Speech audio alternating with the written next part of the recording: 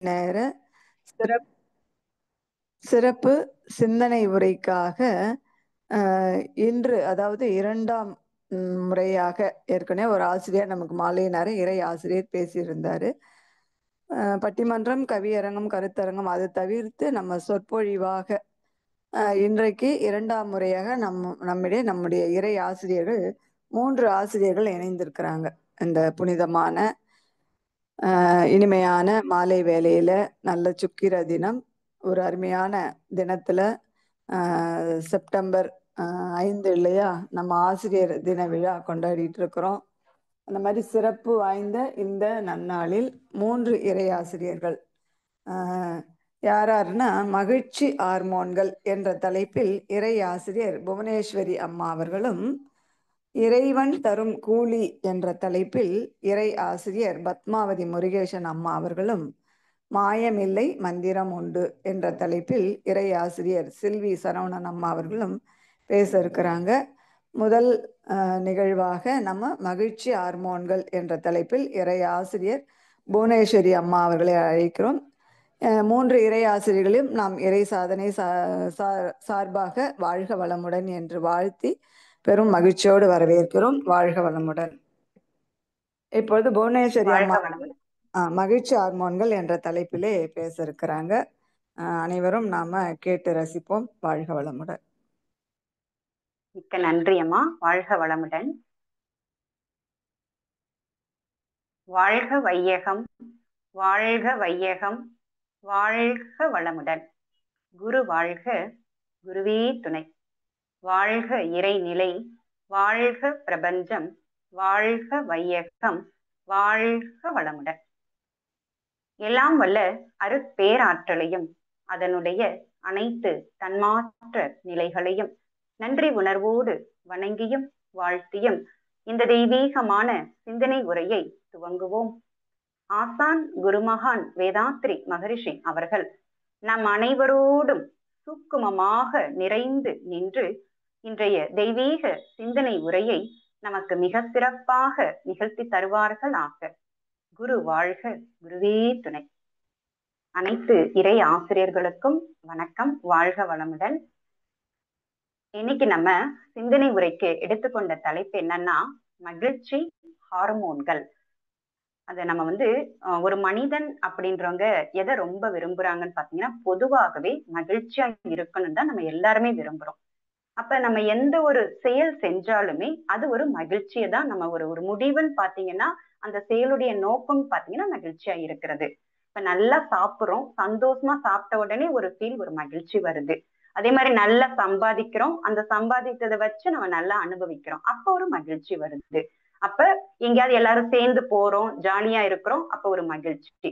அப்ப நம்ம எந்த செயல் செஞ்சாலும் நம்ம நோக்கம்னு பாத்தீங்கன்னா ஒரு மகிழ்ச்சியா இருக்கிறது. அப்ப இந்த மகிழ்ச்சி அப்படின்றது எது ரொம்ப ரொம்ப முக்கியம் அப்படின்னா, நம்மளுடைய இந்த உடல். அப்ப இந்த உடல் ஆரோக்கியமா இருக்கணும். அப்ப இந்த உடல் நலம்ன்றத ரொம்ப ரொம்ப முக்கியம். நமக்கு முன்னோர்கள் சொல்லியிருக்கிறாங்க இல்லைங்களா, சுவர் இல்லாமல் சித்திரம் வரைய முடியாது. அப்ப ஏன்னா நம்மளுடைய இந்த உடல் தான் நம்மளுடைய இன்பம் துன்பம் எல்லாமே இந்த உடலை வச்சுதான் நம்ம எல்லா செயல்களையும் அனுபவிக்கிறோம். அப்ப இந்த உடல் நலம் ரொம்ப ரொம்ப முக்கியம். அப்ப இந்த உடல் எப்படி இருக்கணும், அதாவது நம்மளுடைய இந்த உடல் பாத்தீங்கன்னா, நம்மளுடைய கெட்ட உணர்வுகள் பேட் ஃபீலிங்ல இருந்துச்சுன்னா இந்த உடல் ஃபுல்லாவே பாதிப்படையுது. இதுவே ஒரு நல்ல உணர்வோட நம்ம இருந்தோம்னா இந்த உடல் தன்னைத்தானே சரிப்படுத்தி கொள்ளுது. அப்ப இந்த உணர்வு பத்தி நம்ம இன்னைக்கு பார்க்க போறோம். அதாவது ஒரு மனிதனுக்கு உடல் எல்லாமே முக்கியம். ரொம்ப ரொம்ப உடற்பயிற்சி முக்கியம், உணவு பழக்க வழக்கங்கள் முக்கியம், அதை விட ரொம்ப முக்கியன்றது உணர்வுகள். அப்ப நம்ம சொல்லுவாங்க, பொதுவா நம்ம குரு சொல்லியிருக்கிறாரு, எண்ணம் சொல் செயல் அப்படின்னு சொல்றாங்க. அப்ப அந்த எண்ணத்துக்கு மூலமா இருக்கிறதுன்னு பாத்தீங்கன்னா இந்த உணர்வுகள். அப்ப உணர்வுகள் எப்படி இருக்கணும், எப்படி இருந்தா, கெட்ட உணர்வுகளா இருந்தா நம்மளுடைய உடல் எப்படி பாதிப்படையுது, இதுவே நல்லதா மகிழ்ச்சியா இருக்கும் பொழுது எப்படி நம்ம உடல் தன்னைத்தானே சரிப்படுத்தி கொள்ளுது. அப்ப இதைத்தான் இன்னைக்கு நம்ம சிந்தனை உரையா பார்க்க போறோம். இப்ப மகிழ்ச்சி ஹார்மோன்கள் அப்படின்ற ஒரு டாபிக்ல இன்னைக்கு நம்ம சிந்தனை உரையை நம்ம பார்க்க போறோம். இப்ப நம்மளுடைய உடல் எதால் ஆனதுன்னு பாத்தீங்கன்னா, நம்மளுடைய கோடிக்கணக்கான செல்களால் இந்த உடல் ஆனது. அப்ப இப்ப இந்த உடல்ல ஏதோ ஒரு நல்ல சாப்பிடுறோம்னு வைங்களேன், ஒரு சாப்பாடு நமக்கு பிடிச்ச சாப்பாடு, அதை சாப்பிடும் போதே ஒரு சந்தோஷமா ஒரு ஃபீலோட ஒரு உணர்வோட சாப்பிடுறோம் இல்லைங்களா? அப்ப அந்த உணர்வு நம்மளுடைய ஒட்டுமொத்த செல்லையும் நமக்கு வந்து அது வந்து ஒரு சந்தோஷத்தை கொடுக்குது. அந்த உணர்வு எல்லா செல்களையுமே பதியுது. அதே மாதிரிதாங்க ஒரு பேட் ஃபீலிங், ஒரு குற்ற உணர்வு இல்ல ஏதோ ஒரு பேட் ஃபீலிங், ஒரு கீழ்நிலை உணர்வு அதே மாதிரி ஒட்டுமொத்த செல்லையும் பாதிக்குது. எந்த ஒரு குட் ஃபீலிங் ஒட்டுமொத்த செல்லுக்கும் நமக்கு நல்லது கொடுக்குதோ அதே மாதிரி பேட் ஃபீலிங் ஒண்ணு ஒண்ணு நம்ம எல்லா செல்களையுமே பாதிக்குது. அதாவது நம்மளுடைய உடலுக்கும் உணர்வுக்கும் பாத்தீங்கன்னா நெருங்கிய சம்பந்தம் இருக்கு. அப்ப இப்ப உணர்வு எந்தெந்த உணர்வு எந்தெந்த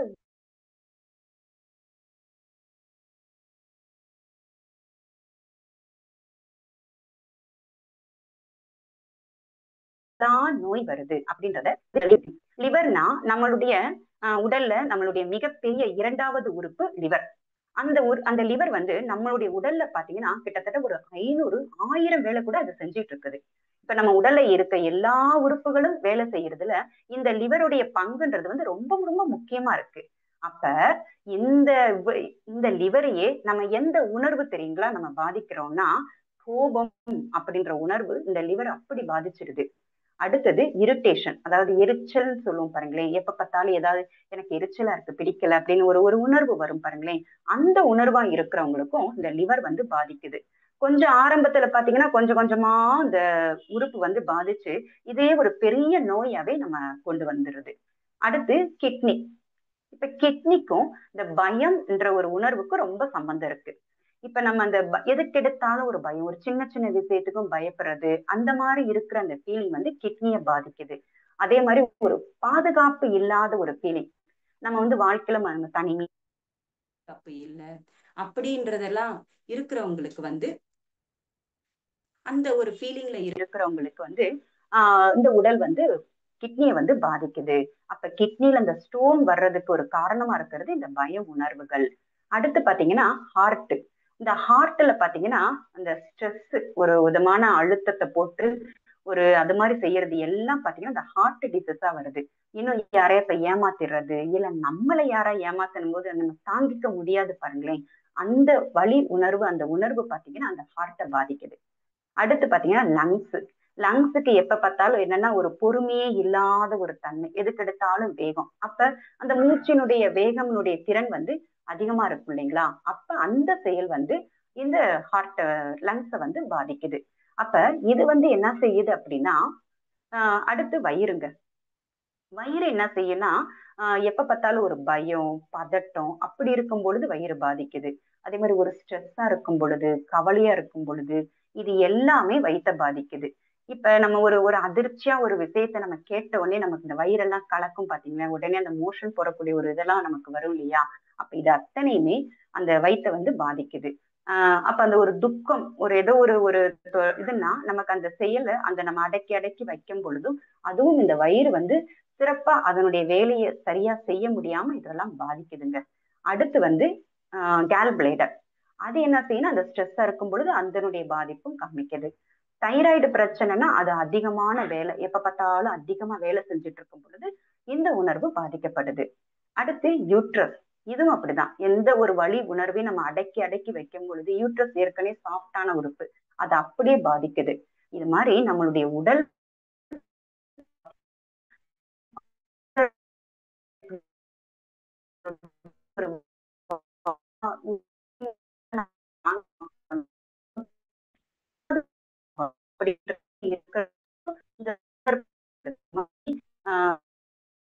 பாதிக்கும் உடல் பாத்தீங்கன்னா இந்த உணர்வுகள் நம்மளுடைய உணர்வுகள் பொறுத்து இந்த உடல் முழுமையா பாதிப்படையுது. அப்ப இப்ப இது மாதிரி இருக்கும் பொழுது ஒரு பேட் ஃபீலிங்லயே நம்ம தொடர்ச்சியா இருக்கும் பொழுது இப்ப இதுல என்ன நடக்குது, அப்ப இந்த நம்ம இருக்கும்போது என்ன ஒரு ஹார்மோன் நம்ம இந்த உடம்புல சுரக்குதுன்னு பாத்தீங்கன்னா கார்டிசோல் அப்படின்ற ஒரு ஹார்மோன் இந்த நம்ம உடம்புல சுரக்குது. அதாவது இந்த கார்டிசோல்ன்ற ஹார்மோன் என்னன்னா நம்ம உடம்புல இது வந்து ஒரு லெவல்ல இருக்கணும். இந்த லெவல் மீறும் பொழுது இது வந்து நம்ம சொன்ன இந்த பேட் ஃபீலிங் சொன்ன எத்தனையுமே இது வந்து பாதிக்குதுங்க.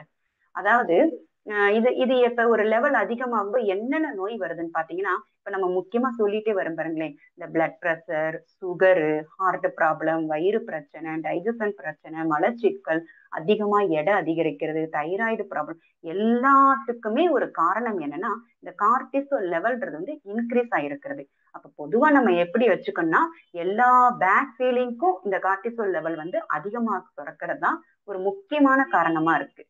இப்ப பொதுவா பாருங்களேன், எல்லாரும் பாருங்களேன், இது என்னங்க ஒரு காசா பணமாங்க, எப்ப பார்த்தாலும் ஒரு பேட் ஃபீலிங்லயே இருக்கிறது. அது அவங்களுக்கு பத்தி தெரியறதே இல்ல. இதே நம்ம இந்த கேள்வியிலே இந்த உணர்வுகள் நம்ம இருக்கும் பொழுது நம்ம செல்ல பதிஞ்சு அதுதான் நமக்கு நோயா வருது. இல்ல அதுன்றதே அது தெரியறது இல்ல. எப்ப பார்த்தாலும் ஏதாவது மத்தவங்கள பத்தி குறை சொல்றது, தன்னையே ஒரு ஒரு நொந்து கொள்றது. இந்த மாரி எல்லாம் இருக்கும் பொழுது அவங்கள உடம்புலயும் பாதிச்சுட்டு, அதனுடைய இது வந்து தன்மை வந்து வாழ்க்கையிலுமே தெரியும். அப்ப இது எல்லாம் அந்த நெகட்டிவ் ஃபீலிங் இருக்கும் பொழுது ஒட்டு மொத்தமா அதனுடைய வாழ்க்கை வந்து பாதிக்கப்படுதுங்க. இதுவே மகிழ்ச்சியா இருக்கிறோம், ஒரு சந்தோஷமா இருக்கிறோம், அந்த நேரத்துல என்னென்ன ஹார்மோன்கள் சுரக்குது அப்படின்றத இப்ப நம்ம பார்க்கலாம். இப்ப ஃபர்ஸ்ட் எண்டோர்பின் ஹார்மோன். இந்த எண்டோர்பின் ஹார்மோன் நம்ம எப்ப சுரக்குதுன்னு பாத்தீங்கன்னா, நம்ம உடற்பயிற்சி செய்யும்போது எண்டோர்பின் ஹார்மோன் சுரக்குதுங்க. அதாவது நல்லா நம்ம உடற்பயிற்சி பண்றோம், நம்ம மகரிஷியுடைய உடற்பயிற்சி நம்ம பண்றோம். இல்ல பொதுவா ஒரு மனிதர்கள்னு பாத்தீங்கன்னா ஏதோ ஒரு பயிற்சி பண்ணணுங்க. ஒரு உடற்பயிற்சி இல்லைன்னா ஒரு ஆசனம், நடைப்பயிற்சி, ஏதோ ஒரு பயிற்சி பண்ணணும். அப்ப நம்ம இந்த உடலுக்கு உடற்பயிற்சி கொடுக்கும் பொழுது ஒரு நிறைவு வரும் பாருங்களேன். நமக்கே ஒரு சந்தோஷம் வரும். இன்னைக்கு நம்ம உடற்பயிற்சி சூப்பரா பண்ணிட்டோம்னா, பண்ணி முடிச்சோட ஒரு நிறைவு வரும் பாருங்களேன். அந்த நேரத்துல என்ன ஹார்மோன் சுரக்குதுன்னா எண்டோர்பின் ஹார்மோன் அது சுரந்து நமக்கு அந்த மகிழ்ச்சியை கொடுக்குது. அதே மாதிரி விளையாடணும். நல்லா விளையாடும் பொழுது நம்ம குழந்தைங்களுக்கு சொல்லுவோம் பாருங்களேன், நல்லா விளையாண்டா அந்த எண்டோர்பின் ஹார்மோன் சுரந்து அவங்களுக்கு அந்த மகிழ்ச்சி தன்மையை கொடுக்குது. இன்னும் மேலும் என்னன்னா நல்லா சிரிக்கணுங்க. சிரிக்கணும், சூப்பரா சிரிக்கணும். அப்ப இப்ப எல்லாம் பாத்தீங்கன்னா அந்த சிரிக்கிறன்றதுலே ரொம்ப குறைஞ்சிடுச்சு. அப்ப இன்னும் எப்படி எல்லாம்னா ஏதாவது ஒரு சிரிப்பு யோகா நம்ம ஐயா சொல்லி கொடுத்திருக்கிறாரு. ஏதோ ஒரு சிரிப்பு யோகா வச்சு ஒரு நாளைக்கு ஒரு ஒரு 5 நிமிஷமாச்சும் அதை செஞ்சு அது ஒரு நல்லா சிரிக்கணும். நம்ம பிரெயின் பொறுத்த வரைக்கும் பாத்தீங்கன்னா அது பொய்யா சிரிக்கிறோமா நிஜமா சிரிக்கிறோமான்லாம் அதுக்கு தெரியாது. ஆனா அதை பொறுத்த வரைக்கும் சிரிக்கணும். அப்ப நல்லா சிரிச்சா அது வந்து அந்த எண்டோர்பின் ஹார்மோன், அந்த மகிழ்ச்சி ஹார்மோனை சுரந்து நம்ம உடல் ஆரோக்கியத்துக்கு அது ரொம்ப வந்து உதவியா இருக்கு. அடுத்து ஒரு ஹார்மோன் டொபமைன் ஹார்மோன். இது எப்ப சுரக்குதுன்னு பாத்தீங்கன்னா, நம்ம ஏதோ ஒரு செயல் செய்யறோம்னு வச்சுக்கோங்க. அந்த செயல் வந்து அந்த நம்மளுடைய முயற்சிக்கும் செயலுக்கும் ஏதோ ஒரு அச்சீவ்மெண்ட் பண்ணிட்டோம்னு வைங்க, ஒரு சின்னதா இருக்கட்டும் இல்ல ஒரு பெருசா இருக்கட்டும், நம்ம அது மத்தவங்களுக்கு பாராட்டும் பொழுது, அந்த செயலுக்காக மத்தவங்க பாராட்டும் பொழுது ஒரு சந்தோஷம் வரும் பாருங்களேன். அந்த நேரத்துல அந்த உணர்வுல என்ன சுரக்குதுன்னா இந்த டொபமைன் ஹார்மோன். அப்ப நம்ம வந்து நம்ம குழந்தைங்களை சொல்லும் பாருங்க, எப்ப பார்த்தாலும் இந்த சேட்டை பண்ற குழந்தைங்களுக்கும் நல்லா பாராட்டிட்டே இருக்கும் பொழுது அப்ப நம்ம சொல்ற பேச்ச கேட்கவும் அவங்க வந்து அந்த இதுக்கு வந்து உள்ள வருவாங்க, அதாவது செயல் செய்வாங்க. அப்ப எல்லாருமே நல்லா வந்து பாராட்டணும். நம்மளுடைய செயலுக்கு அங்கீகாரம் கிடைக்கும் பொழுதும் இந்த ஹார்மோன் வந்து பிறக்குதுங்க. இப்ப ஏதோ ஒரு யூடியூப பார்த்துட்டு நம்ம ஒரு ஒரு டிஷ் பண்றோம், சூப்பரா பண்ணிட்டோம்னு வச்சுக்கோங்களேன். அதை நம்ம வீட்டுல எல்லாருமே வந்து அதை சாப்பிட்டுட்டு சந்தோஷமா சூப்பரா இருக்கு நல்லா பண்ணிருக்குன்னு சொன்னவொடனே ஒரு சந்தோஷம் வரும் இல்லைங்களா? அப்ப அதே மாதிரி எந்த ஒரு செயலையும் இன்னும் பெஸ்டா, அதே மாதிரி இப்ப ஒரு சின்ன சின்ன செயல் இப்ப நம்ம ஐயா சொல்லுவார் பாருங்களேன், ஏதோ ஒரு பாட்டு பாடுறது இல்ல ஒரு கிளாஸ் எடுக்கிறதுனா இன்னும் பெஸ்ட் இன்னும் பெஸ்ட், அப்படியே நம்ம முன்னேறிட்டே போகணும்னு சொல்லுவாரு இல்லையா? அப்ப அது நமக்கே பாத்தீங்கன்னா அது ஒரு ஒரு பாராட்டு தன்மை, நம்ம உள் உணர்வே நமக்கு வந்து அது ஒரு அந்த ஒரு உணர்வு தெரியும். அப்ப அந்த நேரத்துல வந்து டோபமைன் ஹார்மோன் சுரக்குது. அடுத்த ஒரு ஹார்மோன் பாத்தீங்கன்னா செரட்டோனின்ற ஒரு ஹார்மோன். இந்த ஹார்மோன் எப்ப சுரக்குதுன்னு பாத்தீங்கன்னா, மத்தவங்களுக்கு ஏதாவது ஒரு ஹெல்ப் பண்றது, அதாவது நமக்கு என்ன முடியுதோ எந்த வகையிலயும் ஒரு சின்ன உதவி இருந்தாலும் நமக்கு அந்த மத்தவங்களுக்கு செய்யும் பொழுது அப்ப ஒரு ஒரு நிறைவு நமக்கே தெரியும். இப்ப ஒரு நல்ல நம்ம கிளாஸ் எடுத்துட்டோம்னு வைங்களேன், அது உள்ளூர ஒரு நிறைவு நமக்கு வரும். இப்ப நல்ல ஒரு உடற்பயிற்சி சொல்லி கொடுத்திருக்கிறோம், இல்ல நிறைய பேருக்கு நம்ம இன்னைக்கு தீட்சை கொடுக்கக்கூடிய ஒரு பாக்கியம் இன்னைக்கு கிடைச்சது அப்படின்னா, அந்த உள்ளூர ஒரு ஒரு ஃபீல் வருது பாருங்களேன், அந்த ஒரு நிறைவு, அது வந்து அந்த நேரத்துல சுரக்கக்கூடியது செரட்டோனின் ஹார்மோன். இது சூப்பரா நமக்கு சுரந்து அந்த மகிழ்ச்சியை நமக்கு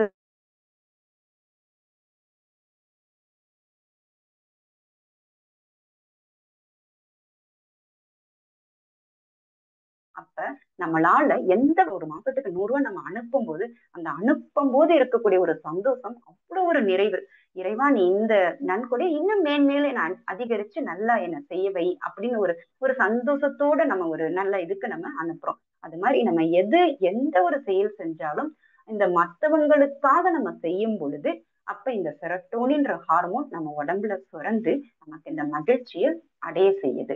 அடுத்து பாத்தீங்கன்னா ஆக்சிடாக்சின், இது ஒரு முக்கியமான ஹார்மோன்கள். இந்த ஹார்மோன் எப்ப சுரக்கும்னு பாத்தீங்கன்னா அன்பா இருக்கணும். அப்ப அன்பா இருக்குன்னா என்னன்னா எப்பயுமே எந்த ஒரு செயல் செஞ்சாலும் ஒரு அன்பா அந்த செயலை நேசிச்சு செய்யறது. அதே மாதிரி ஏதாவது ஒரு பொருளை நம்ம உபயோகிக்கிறோம் அப்படின்னாலும் வீட்டு வேலைகள் செய்யலாம் அப்படின்னாலும் ஒரு எடுத்தோன்னு ஒரு வேகமா செய்யாம அந்த செயலிய ஒரு பொறுமையா நிதானமா அன்பா நேசிச்சு நம்ம செய்யும் பொழுது அப்ப எல்லாமே அந்த அன்பான அந்த ஒரு ஃபீலிங்ல இருக்கும் பொழுதே அந்த ஒரு உணர்வு தோன்றக்கூடியது இந்த ஆக்சிடாசின்ற ஒரு ஹார்மோன் நமக்கு அப்ப சுரக்குது. அடுத்து நம்ம அன்புக்குரியவர்கள் அந்த கட்டி பிடிச்சு அணைக்கும் பொழுது, முக்கியமா நம்ம இந்த குழந்தைங்கலாம் நம்ம ஒரு ஆசையா நம்ம கட்டி பிடிச்சு முத்தம் கொடுக்கும் பொழுது ஒரு இயல்பாகவே அந்த ஃபீல் வரும். அதே மாதிரி நம்ம ஸ்ட்ரெஸ்ஸா இருக்கும் பொழுது யாரோ பக்கத்துல ஒரு குழந்தைய பார்த்தாலே உடனே நமக்கு ஒரு சந்தோஷம் வரும் இல்லைங்களா? அது நம்ம நெகட்டிவ்ல இருந்து ஒட்டுமொத்தமா நம்ம ஃப்ரீயான மாதிரி ஒரு தோன்றும். அந்த நேரத்துல பிறக்கிறதாங்க இந்த ஆக்சிடாசின்ன்ற ஒரு ஹார்மோன். அப்ப நமக்கு பொதுவா ஏன்னா இந்த இந்த ஃபீல் என்னன்னா அந்த அன்புன்றது அப்ப அந்த என்ன செய்யும் அப்படின்னா, நம்ம திருமூலர் இந்த அன்பை பத்தி ரொம்ப சொல்லியிருப்பாரு பாருங்களேன். அன்பும் சிவமும் இரண்டென்பர் அறிவிலர், அன்பே அன்பும் சிவமும் யாரும் அறிகிலர், அன்பே சிவமும் இரண்டும் அமர்ந்திருப்பாரே அப்படின்னு சொல்லி ஒரு குறள் வரும். அதாவது இந்த அன்பு வேற சிவன் வேறன்னு சொல்லி யாராவது சொல்றாங்கன்னா அவங்க அறிவே இல்லாதவங்க. அப்ப இந்த அன்பும்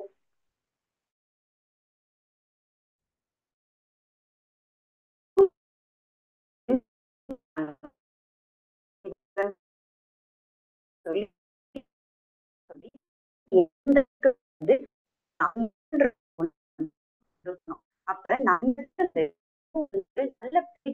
பெருகி இந்த உணவு மத்தவங்க எதிர்பார்க்கக்கூடாது, நம்ம கொடுத்துட்டே இருக்கணும். அப்ப எந்த அளவுக்கு இந்த அன்புன்ற ஒரு உணர்வை நம்ம கொடுக்க கொடுக்க நம்மகிட்ட இருந்து நம்ம அந்த மகிழ்ச்சின்ற ஒரு ஹார்மோன் நம்ம ஃபுல்லா நிலைச்சிருக்கும். அப்ப எப்பயுமே இந்த மகிழ்ச்சி ஹார்மோனோட இருக்கும் பொழுது நம்மளுடைய ஆறான்னு சொல்லுவோம் பாருங்களேன், அது நல்ல விரிவடையும். அப்ப ஒட்டுமொத்த செல்லும் நமக்கு இந்த இந்த உடல் ஆரோக்கியம் மேம்படும். அப்ப இந்த மகிழ்ச்சியா இருக்கும் பொழுது எப்படின்னா நம்ம உடல் தன்னைத்தானே ஒவ்வொரு செல்லுமே இதை குணப்படுத்தி கொள்ளக்கூடிய ஒரு தன்மை இயற்கையாகவே இந்த இந்த இது நமக்கு இந்த மகிழ்ச்சியான ஹார்மோன்கள் இருக்கும் பொழுது நமக்கு வருது. இப்ப இப்ப என்னன்னா இப்ப நம்ம நல்லா ஒரு நம்ம மகிழ்ச்சியா நம்ம சந்தோஷமா நம்ம அதை செய்யறோம். நீங்க பயிற்சிகள் தினந்தோறும் செய்யணும். அப்ப இந்த மகிழ்ச்சியா இருக்கணும்னா பயிற்சிகள் செய்யணும். அப்ப காலையில எந்திரிச்சு நம்ம டெய்லியுமே நல்ல உடற்பயிற்சி பண்றோம். அது இந்த எண்டோர்பின் ஹார்மோனை சுரக்குது. அடுத்து பாத்தீங்கன்னா நல்ல தவம் பண்றோம். தவம் பண்ணும் பொழுது நல்ல முக்கியமா எல்லா தவமுமே ஒரு மிகச்சிறந்த ஒரு மருந்தா நமக்கு பயன்படுது. முக்கியமா இந்த 9 மைய தவம். இந்த 9 மைய தவத்தை நல்லா பண்ண நம்மளுடைய எல்லா கிளான்ஸுமே சரியா ஒர்க் ஆகி நமக்கு அந்த ஹார்மோன்ஸ் எல்லாமே சீரா இயங்கும். அப்ப இது மாதிரி எல்லா தவமும் கரெக்டா பண்ணணும். அதே மாதிரி ஜீவகாந்த பெருக்க பயிற்சி இதை நல்லா பண்ண நம்மளுடைய ஆறா நல்ல விரிவடையும். அப்ப நமக்கு எது தேவையோ அதை நம்ம நோக்கி வரும். அதுதான் நம்மளுடைய இந்த ஒரு குட் ஃபீலிங்லயே நம்மளை வச்சிருக்க முடியுது. இப்போ ஒரு சின்ன உதாரணத்துக்கு ஒரு கதையை பார்ப்போம். ஒரு குரு இருக்கிறாரு. அவர்கிட்ட வராரு ஒருத்தர். குருவே, எனக்கு எப்ப பார்த்தாலும் ஒரு கவலையா இருக்கிறேன், எனக்கு ஒரு சந்தோஷமே இல்லை, ஒரு நிம்மதியாவே நான் இல்லை அப்படின்னு சொல்லி அந்த குருட்ட சொல்றாரு. அப்ப குரு என்ன சொல்றாருன்னா, நீ பக்கத்துல ஒரு தோட்டம் இருக்கு, அந்த தோட்டத்துல நீ போய் நிறைய வண்ணத்து பூச்சி இருக்கும், 2 வண்ணத்து பூச்சியை நீ கொண்டு வா அப்படின்னு சொல்றாங்க. உடனே சொல்லி அவர் போறாரு. அந்த தோட்டத்துல பாத்தீங்கன்னா நிறைய வண்ணத்து பூச்சி அழகழகா சுத்துது. அவர் எப்படியாவது குரு சொன்னது ஒரு 2 வண்ணத்து பூச்சியாச்சும் நம்ம பிடிச்சிடணும்னு பாக்குறாரு. எவ்வளவு முயற்சி பண்ணி அவரால் பிடிக்க முடியல. உடனே திரும்பி இந்த மாதிரி என்னால முடியல சாமி, என்ன செய்யணும் அப்படின்னு கேட்கிறாரு. உடனே குரு என்ன சொல்றாரு, இப்ப நீ மறுபடியும் அங்க போய் பேசாம உட்காந்துரு.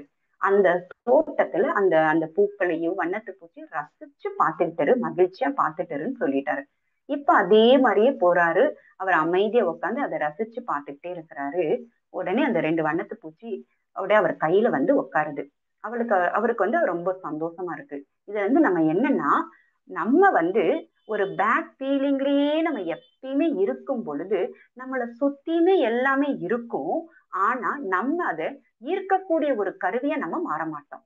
அதுவே நம்ம ஒரு மகிழ்ச்சியா இருக்கும்னு வச்சுக்கோங்களேன், நம்மள சுத்தி எல்லாமே நமக்கு வந்து தேடி வரும். அதுதான் வந்து அது நமக்கு வந்து மகிழ்ச்சியா இருக்கக்கூடிய ஒரு தன்மை நமக்கு வந்து மேம்படுத்தும். அப்ப நமக்கு பயிற்சி முக்கியம். பயிற்சியோட இந்த உணர்வுகளும் சேர்ந்து இருக்கணும்.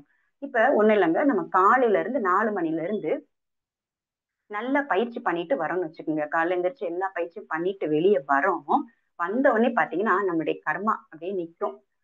ஏதாவது ஹஸ்பண்ட் ரூபத்துல நிக்கும். இல்ல நம்ம மாமியார் ரூபத்துல, இல்ல ஏதோ நம்ம குழந்தைங்க ரூபத்துல ஒரு கர்மா நிக்குது. ஏதாவது ஒரு தேவையில்லாத ஒரு சொல்லு, இல்ல ஏதோ ஒரு சண்டை, ஏதோ ஒரு நம்மள கோவப்படுத்துற மாரியே ஒரு சூழ்நிலை வருதுன்னு வச்சுக்கோங்க. நம்ம காலையில இருந்து பண்ணிட்டு வந்த உடனே, உடனே நம்ம இந்த சூழ்நிலை வந்த உடனே நம்ம கோவத்த போய் காமிச்சுட்டோம். அவ்வளவுதான் முடிஞ்சு போச்சு. நம்ம கஷ்டப்பட்டு சேர்த்து நம்ம எல்லா எனர்ஜியும் சேர்த்து நம்ம எல்லா செல்களுக்கும் நல்ல ஒரு குட் ஃபீலிங் குடுத்துட்டு வந்து, உடனே இங்க பேட் ஃபீலிங் போன உடனே அந்த ஒட்டுமொத்த எனர்ஜியும் வேஸ்ட் ஆயிடும். அப்ப நம்முடைய செல்கள் நம்ம நம்ம அப்ப இருக்கும் போதெல்லாம் பயிற்சியில இருக்கும் போதெல்லாம் இது இது வந்து இந்த செல்கள் வந்து தன்னைத்தானே குணப்படுத்திக்கிட்டே இருக்கு. உடனே நம்ம பேட் ஃபீலிங் போனோம். உடனே என்ன ஆகுது? மறுபடியும் இந்த கார்டிசோல் இப்ப பார்த்தோம் இல்லையா? இந்த கார்டிசோல் ஹார்மோன் சுரந்து சுரந்து மறுபடியும் இது நம்மளுடைய இத வந்து ஆரோக்கியத்த தடை பண்ணுது. இதுதான் நம்ம வந்து இந்த இடத்துல நம்ம ரொம்ப ரொம்ப முக்கியமா நம்ம தெரிஞ்சுக்கணும். அப்ப நம்ம என்னன்னா, சூழ்நிலைகள் வரத்தாங்க செய்யும். ஏதோ ஒரு சூழ்நிலைகள் நமக்கா வந்துட்டு தான் இருக்கும். அப்ப நம்ம பயிற்சி பண்றதோட வர்ற சூழ்நிலையை நம்ம எப்படி ஹேண்டில் பண்ணணும்? அதுதான் ரொம்ப ரொம்ப முக்கியம். ஏன்னா நம்ம மகிழ்ச்சி சொல்லுவாரு, கோவப்படுறோம்னும் போது கோபம்ன்ற உணர்வு நானா இருக்கிறேன். நான்னா என்னது?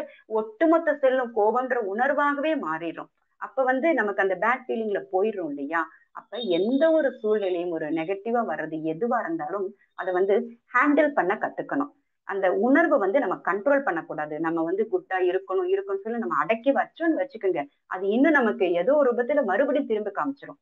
அப்ப அடக்காம அத ஒரு எப்படி மேனேஜ் பண்ணலாம்? அந்த சமாளிக்கக்கூடிய திறன் ஒரு சூழ்நிலை வருதுன்னா, இத நம்ம சவாலா ஏத்துக்கலாமா? இத நான் செஞ்சு காமிக்கிறேன். இல்ல இது ஒரு நல்ல வாய்ப்பா? இத நமக்கு திருத்துறதுக்காக வருது பாரு. அப்படின்னு சொல்லி அந்த ஒரு வாய்ப்ப நம்ம எடுத்துக்கிட்டு ஜெயிச்சுட்டோம்னு வச்சுக்கோங்க. சும்மா சூப்பரா ஒரு ஒரு நமக்கே நம்ம ஒரு சந்தோஷம் வந்துரும். அப்ப அந்த ஒரு இது வந்து அதுதான் நமக்கு முக்கியம். அப்ப இது வந்து ஒரு பயிற்சியோட நம்ம இந்த உணர்வு ஒரு குட் ஃபீலிங்கும் சேரும் பொழுது, நம்ம வந்து நம்ம ஆரோக்கியமா இருக்கலாம். நம்முடைய வாழ்க்கை மிக மிக சிறப்பாங்க இருக்கும். இதுல எனக்கு எனக்கு ஒரு சின்ன என்னுடைய எக்ஸ்பீரியன்ஸ் என்னன்னா, இப்ப சமீபத்துல வந்து எனக்கு ஒரு வேலை கிடைச்சது. ஆ ஸ்கூல்ல வந்து யோகா டீச்சரா வந்து எனக்கு ஒரு வேலை கிடைச்சதுங்க. அது வந்து நான் ஒவ்வொரு நாளும் குழந்தைங்களுக்கு வகுப்பு எடுக்கும் பொழுது, ஒரு ஒரு ஆத்மார்த்தமா, ஒரு சந்தோஷமா, ரொம்ப ரொம்ப அன்பா ஏன்னா எனக்கு எல்லா குழந்தைங்களும் அன்பா சொல்லிக் கொடுக்கும் பொழுது, அந்த குழந்தைங்க வந்து இறைவனுக்கே செய்யக்கூடிய ஒரு சேவையா, அர்ப்பணிப்பா நம்ம செய்யும் பொழுது, அத்தனை குழந்தைகளும் அத நம்ம வந்து அந்த அன்பு பல மடங்கு திரும்ப கிடைக்குது. அது அவங்க சொல்றத வந்து கேட்கறாங்க, செயல் செய்யறாங்க. அப்ப ஒவ்வொரு நாளும் பார்த்தீங்கன்னா, அவ்வளோ ஒரு சந்தோஷமா, மகிழ்ச்சி, ஆனந்தமா இருக்கு. அப்ப நம்ம பிரின்சிபல்ட்ட போயிட்டு இந்த ஒரு சேஞ்சஸ் எல்லாம் நம்ம குழந்தைங்கள்ட்ட செய்யலாம் அப்படின்னு சொன்னா அவங்களும் அதை ஒத்துக்கிறாங்க. அதாவது என்ன சொல்ல வரோம்னா, நம்ம ஒரு அன்பா நம்ம செய்யும் பொழுது நமக்கு எது எது தேவையோ அது தன்னால தேடி வருதுங்க. அப்ப நம்ம மகிழ்ச்சியா இருக்கிறதுன்றது வந்து வாழ்க்கையில ரொம்ப ரொம்ப முக்கியம். அதோட இந்த மகிழ்ச்சியா இருக்கிறதுக்கு இந்த பயிற்சிகள் முக்கியம். பயிற்சியோட வர்ற சூழ்நிலைகள் எதிர்கொள்றதுக்கு தான் நம்ம மகிழ்ச்சி சொல்லி கொடுத்துருக்கக்கூடிய அச்சோதனை பயிற்சி. அப்ப இது அத்தனையுமே வந்து நமக்கு வந்து ஆரோக்கியத்தை மேம்படுத்துது. இது எல்லாமே வந்து நமக்கு வந்து இறை உணர்வையும் நமக்கு வந்து கொடுக்குதுன்னு சொல்லி இந்த ஒரு நல்ல ஒரு வாய்ப்பை அளித்து நமது இறை சாதனை மார்க்கத்திற்கு நன்றி, நன்றி, நன்றி. இதை கேட்டுக்கொண்ட அனைத்து இறை ஆசிரியர்களுக்கும் நன்றி, நன்றி, நன்றி. மிக்க நன்றி அம்மா. வாழ்க வளமுடன் அம்மா. வாழ்க வளமுடன். நன்றிங்கம்மா. அடுத்து பத்மாவதி அம்மா. வாழ்க வையகம், வாழ்க வையகம், வாழ்க வளமுடன். குரு வாழ்க, குருவே துணை. எல்லாம் வல்ல அருள் பேராற்றலையும் அதன் அனைத்து தன்மாற்ற நிலைகளையும் எங்கும் நிறைந்திருக்கும் குரு மகான்களையும் பஞ்சபூதங்களையும் நவகோள்களையும் அன்னை தந்தையையும் நன்றியுணர்வோடு வணங்கியும் வாழ்க வளமுடன் என வாழ்த்தியும் இன்றைய சிந்தனைக்குள்ள போலாங்க. இன்றைக்கு நான் எடுத்துக்கொண்ட தலைப்பு இறைவன் தந்த கூலி. அது என்னங்க இறைவன் தந்த கூலி? நாம செய்யற செயலுக்கு ஆண்டவன் கொடுக்கிற கூலி தான் இறைவன் தந்த கூலி. அது எப்படிங்கிறத நம்ம இந்த தலைப்புக்குள்ள ஒருங்கிணைச்சு பார்க்கலாங்க. பொதுவாங்க நம்ம வாழ்க்கையில ஏழை பணக்காரங்க, படிச்சவங்க படிக்காதவங்க யாரா இருந்தாலுமே அவங்களுடைய வாழ்நாள்ல ஏதாவது ஒரு இடத்துலனாலும் நம்ம மனசுல ஒரு கேள்வி வருங்க. என்னங்க கேள்வி? நல்லவங்களாவே வாழ்றவங்க என்ன நினைப்பாங்கன்னா, எனக்கு ஏன் இவ்வளோ கஷ்டம் வருது? நான் நல்லவனா தானே எல்லா விஷயத்திலையும் கவனத்தோட தானே நடந்துக்கிறேன். அப்படி இருந்தும் என்னுடைய உடல் நலத்துல, பொருளாதாரத்துல, உறவுகள்ல பிரச்சனை வரும்போதெல்லாம் நாம கேட்குற கேள்வி, கடவுளுக்கு கண் இருக்கா இல்லையா? ஏன் என்னை இவ்வளோ சோதிக்கிறார்? அப்படிங்கிற கேள்விக்கு விடையாக மகரிஷி என்ன பதில் கொடுக்குறாருன்னு பார்க்குறாங்க. நம்ம வாழ்க்கையை நம்ம வாழ்க்கையை வாழ்றதற்கு என் உடலில் உயிரை தக்க வச்சு கொள்றதுக்கு எப்படிங்க? நம்ம வாழ்க்கையை வாழ்றதற்கு என்னுடைய உடல்ல உயிரை தக்க வச்சுக்கிறதுக்கு என்ன தேவையோ அதையே தேடுறதற்கு, தேடிட்டு அந்த தேவையை தேடுவதற்கு அது முயற்சி செய்யறோம். அடுத்தது அதை பெறுவதற்கு முயற்சி செய்யறோம். அடுத்தது அதை என்கிட்ட தக்க வச்சுக்கிறதுக்கு முயற்சி செய்யறோம். அப்புறம் அதை நான் அனுபவிக்க முயற்சி செய்யறேன். நான் அனுபவிச்சதுக்கு அப்புறமா பிறருக்கு செய்யணும் அப்படிங்கிற ஆர்வம் எனக்குள்ள வரும்போது அதைய பிறருக்கு அளித்து உதவ நான் முயற்சி செய்யறேன். இந்த முயற்சி எல்லாம் நான் எதை வச்சு செய்யறேன்னா, என்னோட உடலையும், அதாவது நம்மளோட உடலை வச்சு செய்யறோம், நம்முடைய மனதை வச்சு செய்யறோம், அறிவை வச்சு செய்யறோம். அப்போ அது எங்கெங்கெல்லாம் பதியுதுன்னா, முதல்ல நம்ம பரு உடல்ல பதியுது, அடுத்தது சூக்கும உடல்ல பதியுது, அடுத்தது காந்த உடல்ல பதியுது. இது எல்லாத்துலேயும் பதியுது. இதை மகரிஷி எப்படி சொல்றாருனாங்க, நமக்கு ஒரு பாடல்ல சொல்றாரு, முன்னோர் செய்த வினைப்பதிவு வித்தில் உண்டு, மூளையிலே உன் செயலின் பதிவனைத்தும் உண்டு, பின்னே நீ செய்வினைக்கு புலனைந்தும் இயக்கி பெற்ற பதிவுண்டு அப்படின்னு சொல்றாரு. அப்போ சின்ன குழந்தையில இருந்து நாம புலனைந்தும் இயக்கி பெற்ற பதிவு, நம்ம முன்னோர்கள் கொடுத்த பதிவு எல்லாமே என்னுடைய காந்தத்துல இருக்கும் அப்படிங்கிறது தெளிவாகுது இல்லைங்களா? இதுல ஏதாவது இறைவனுக்கு தெரியாம நாம மறைச்சோ ஒளிச்சோ பண்ண முடியுமானா முடியாது. முடியும்னு நினைச்சா அது நம்மளுடைய அறிவின் குறைபாடுன்னு அர்த்தம். ஏன்னா இறைவன் இல்லாத இடமே இல்லைங்க.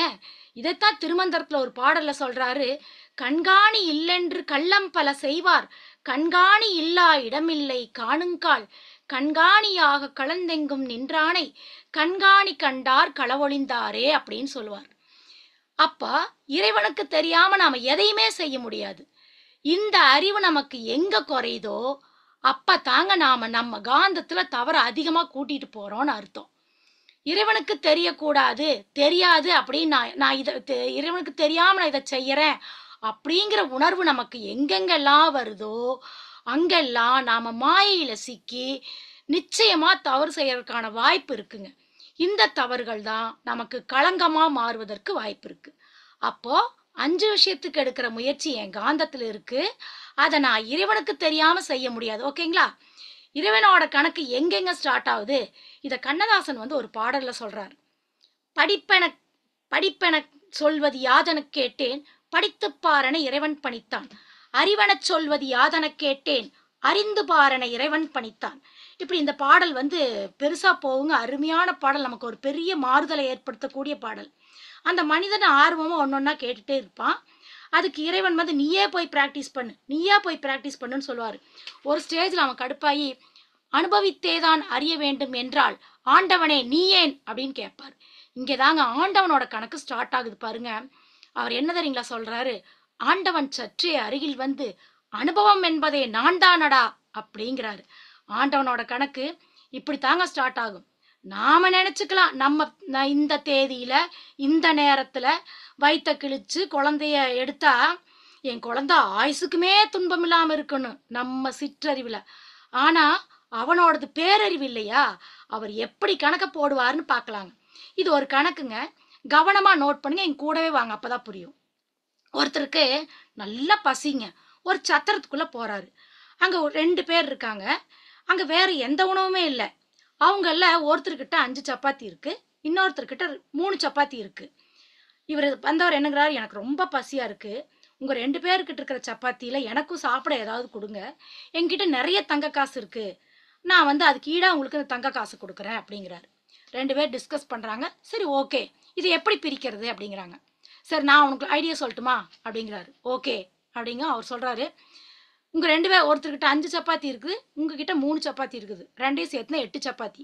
இந்த 8 சப்பாத்தியை ஒரு சப்பாத்தியை 3 பீஸா போடுங்க. அப்போ ஒரு சப்பாத்தி 3 பீஸ் போட்டா 8 சப்பாத்தி 3 பீஸ் போட்டா 24 பீஸ் ஆச்சு. அப்போ அந்த 24 பீஸை 3 பேருக்கு பிரிச்சா ஒருத்தருக்கு 8 பீஸ் வரும். அப்போ ஆள் ஒன்று 8 பீஸ் சாப்பிட்டுக்கலாம் அப்படின்னு முடிவு பண்றாங்க. எல்லாருமே சாப்பிட்றாங்க. நல்லா சாப்பிட்டுட்டு தண்ணி குடிச்சு தூங்கிட்டாங்க. காலையில் எழுந்துட்டாங்க. அந்த வந்தார் இல்லைங்களா, அந்த சாப்பாடு வாங்கி சாப்பிட்டவர், அவர் என்ன பண்ணுறாரு, தான் சாப்பிட்டதுக்காக அவங்களுக்கு ரொம்ப நன்றி சொல்லிட்டு, ஏன்னா இந்த மாதிரி ஒரு நேரத்தில் எனக்கு சாப்பாடு கிடைக்கல, நீங்கள் சாப்பாடு கொடுத்தீங்க தக்க நேரத்தில், ரொம்ப உங்களுக்கு நன்றின்னு சொல்லி அவரோட காசில் 8 சப்பாத்தி சாப்பிட்டோன்னா 8 தங்க காசை கொடுத்துட்டு அவர் கிளம்பிட்டார். இப்போ இவங்க 2 பேருக்குள்ள ஒரே சண்டை, இதை எப்படி பிரிக்கிறதுன்னு. 5 சப்பாத்தி வச்சிருந்த நபர் 5 தங்க காசு வச்சுக்கிட்டு 3 தங்க காசை 3 சப்பாத்திக்காரங்கிட்ட கொடுத்துட்டாரு. அவன் வாங்கவே மாட்டேங்கிறான். என்னங்கிறான், அதெல்லாம் முடியாது, ஆளுக்கு பாதி, வா நீ இந்த மன்னன்கிட்ட நாயத்துக்கு போலான்னு சொல்லி நீதி போகுது மன்னன்கிட்ட. இது எல்லாத்தையும் நடந்ததெல்லாம் மன்னன் கேட்குறாரு. கேட்டுட்டு சரி உங்களுக்கு நாளைக்கு, ஆனால் அவருக்கே குழப்பமாயி போச்சு, இதுக்கு எப்படி தீர்ப்பு சொல்கிறதுன்னு. சரி நாளைக்கு வாங்க உங்களுக்கு தீர்ப்பு சொல்கிறேன் அப்படின்னு சொல்லி அனுப்பிச்சிட்டு இறைவன்கிட்ட, அவருக்கு வந்து எப்பவுமே இந்த மாதிரி ஒரு குழப்பமான சூழ்நிலை வரும்போது இறைவன்கிட்ட அவர் வந்து மனமுறி கேட்பார், அவரும் அதுக்கு வந்து செவிசாய்ப்பார். அந்த அன்னைக்கு நைட்டு போய் இறைவன்கிட்ட போய் மனமுருகி கேட்குறாரு, இறைவா இதற்கான தீர்ப்பு நீயே என் கனவுல வந்து காட்டி கொடு அப்படின்னு சொல்லி தூங்கிட்டார். மறுநாள் அரசவைக்கு போறாரு அந்த ஆண்டவனோட தீர்ப்பை சொல்றதுக்கு. இதுதாங்க ஆண்டவனோட தீர்ப்பு. இதை நாம ஆழமா புரிஞ்சுக்கிட்டோம்னாங்க செயல் விளைவை நாம எப்பயுமே மறக்க மாட்டோங்க. அதாவதுங்க அரசன் தீர்ப்பு சொல்றாரு பாருங்க, எப்படி சொல்றாருன்னா, 5 சப்பாத்தி வச்சிருந்தவனுக்கு 7 தங்க காசு, 3 சப்பாத்திக்காரனுக்கு 1 தங்க காசுன்னு தீர்ப்பு சொல்றாரு. கேட்ட அவனுக்கு அப்படி தூக்கி வாரி போடுது, ஒரே அதிர்ச்சி.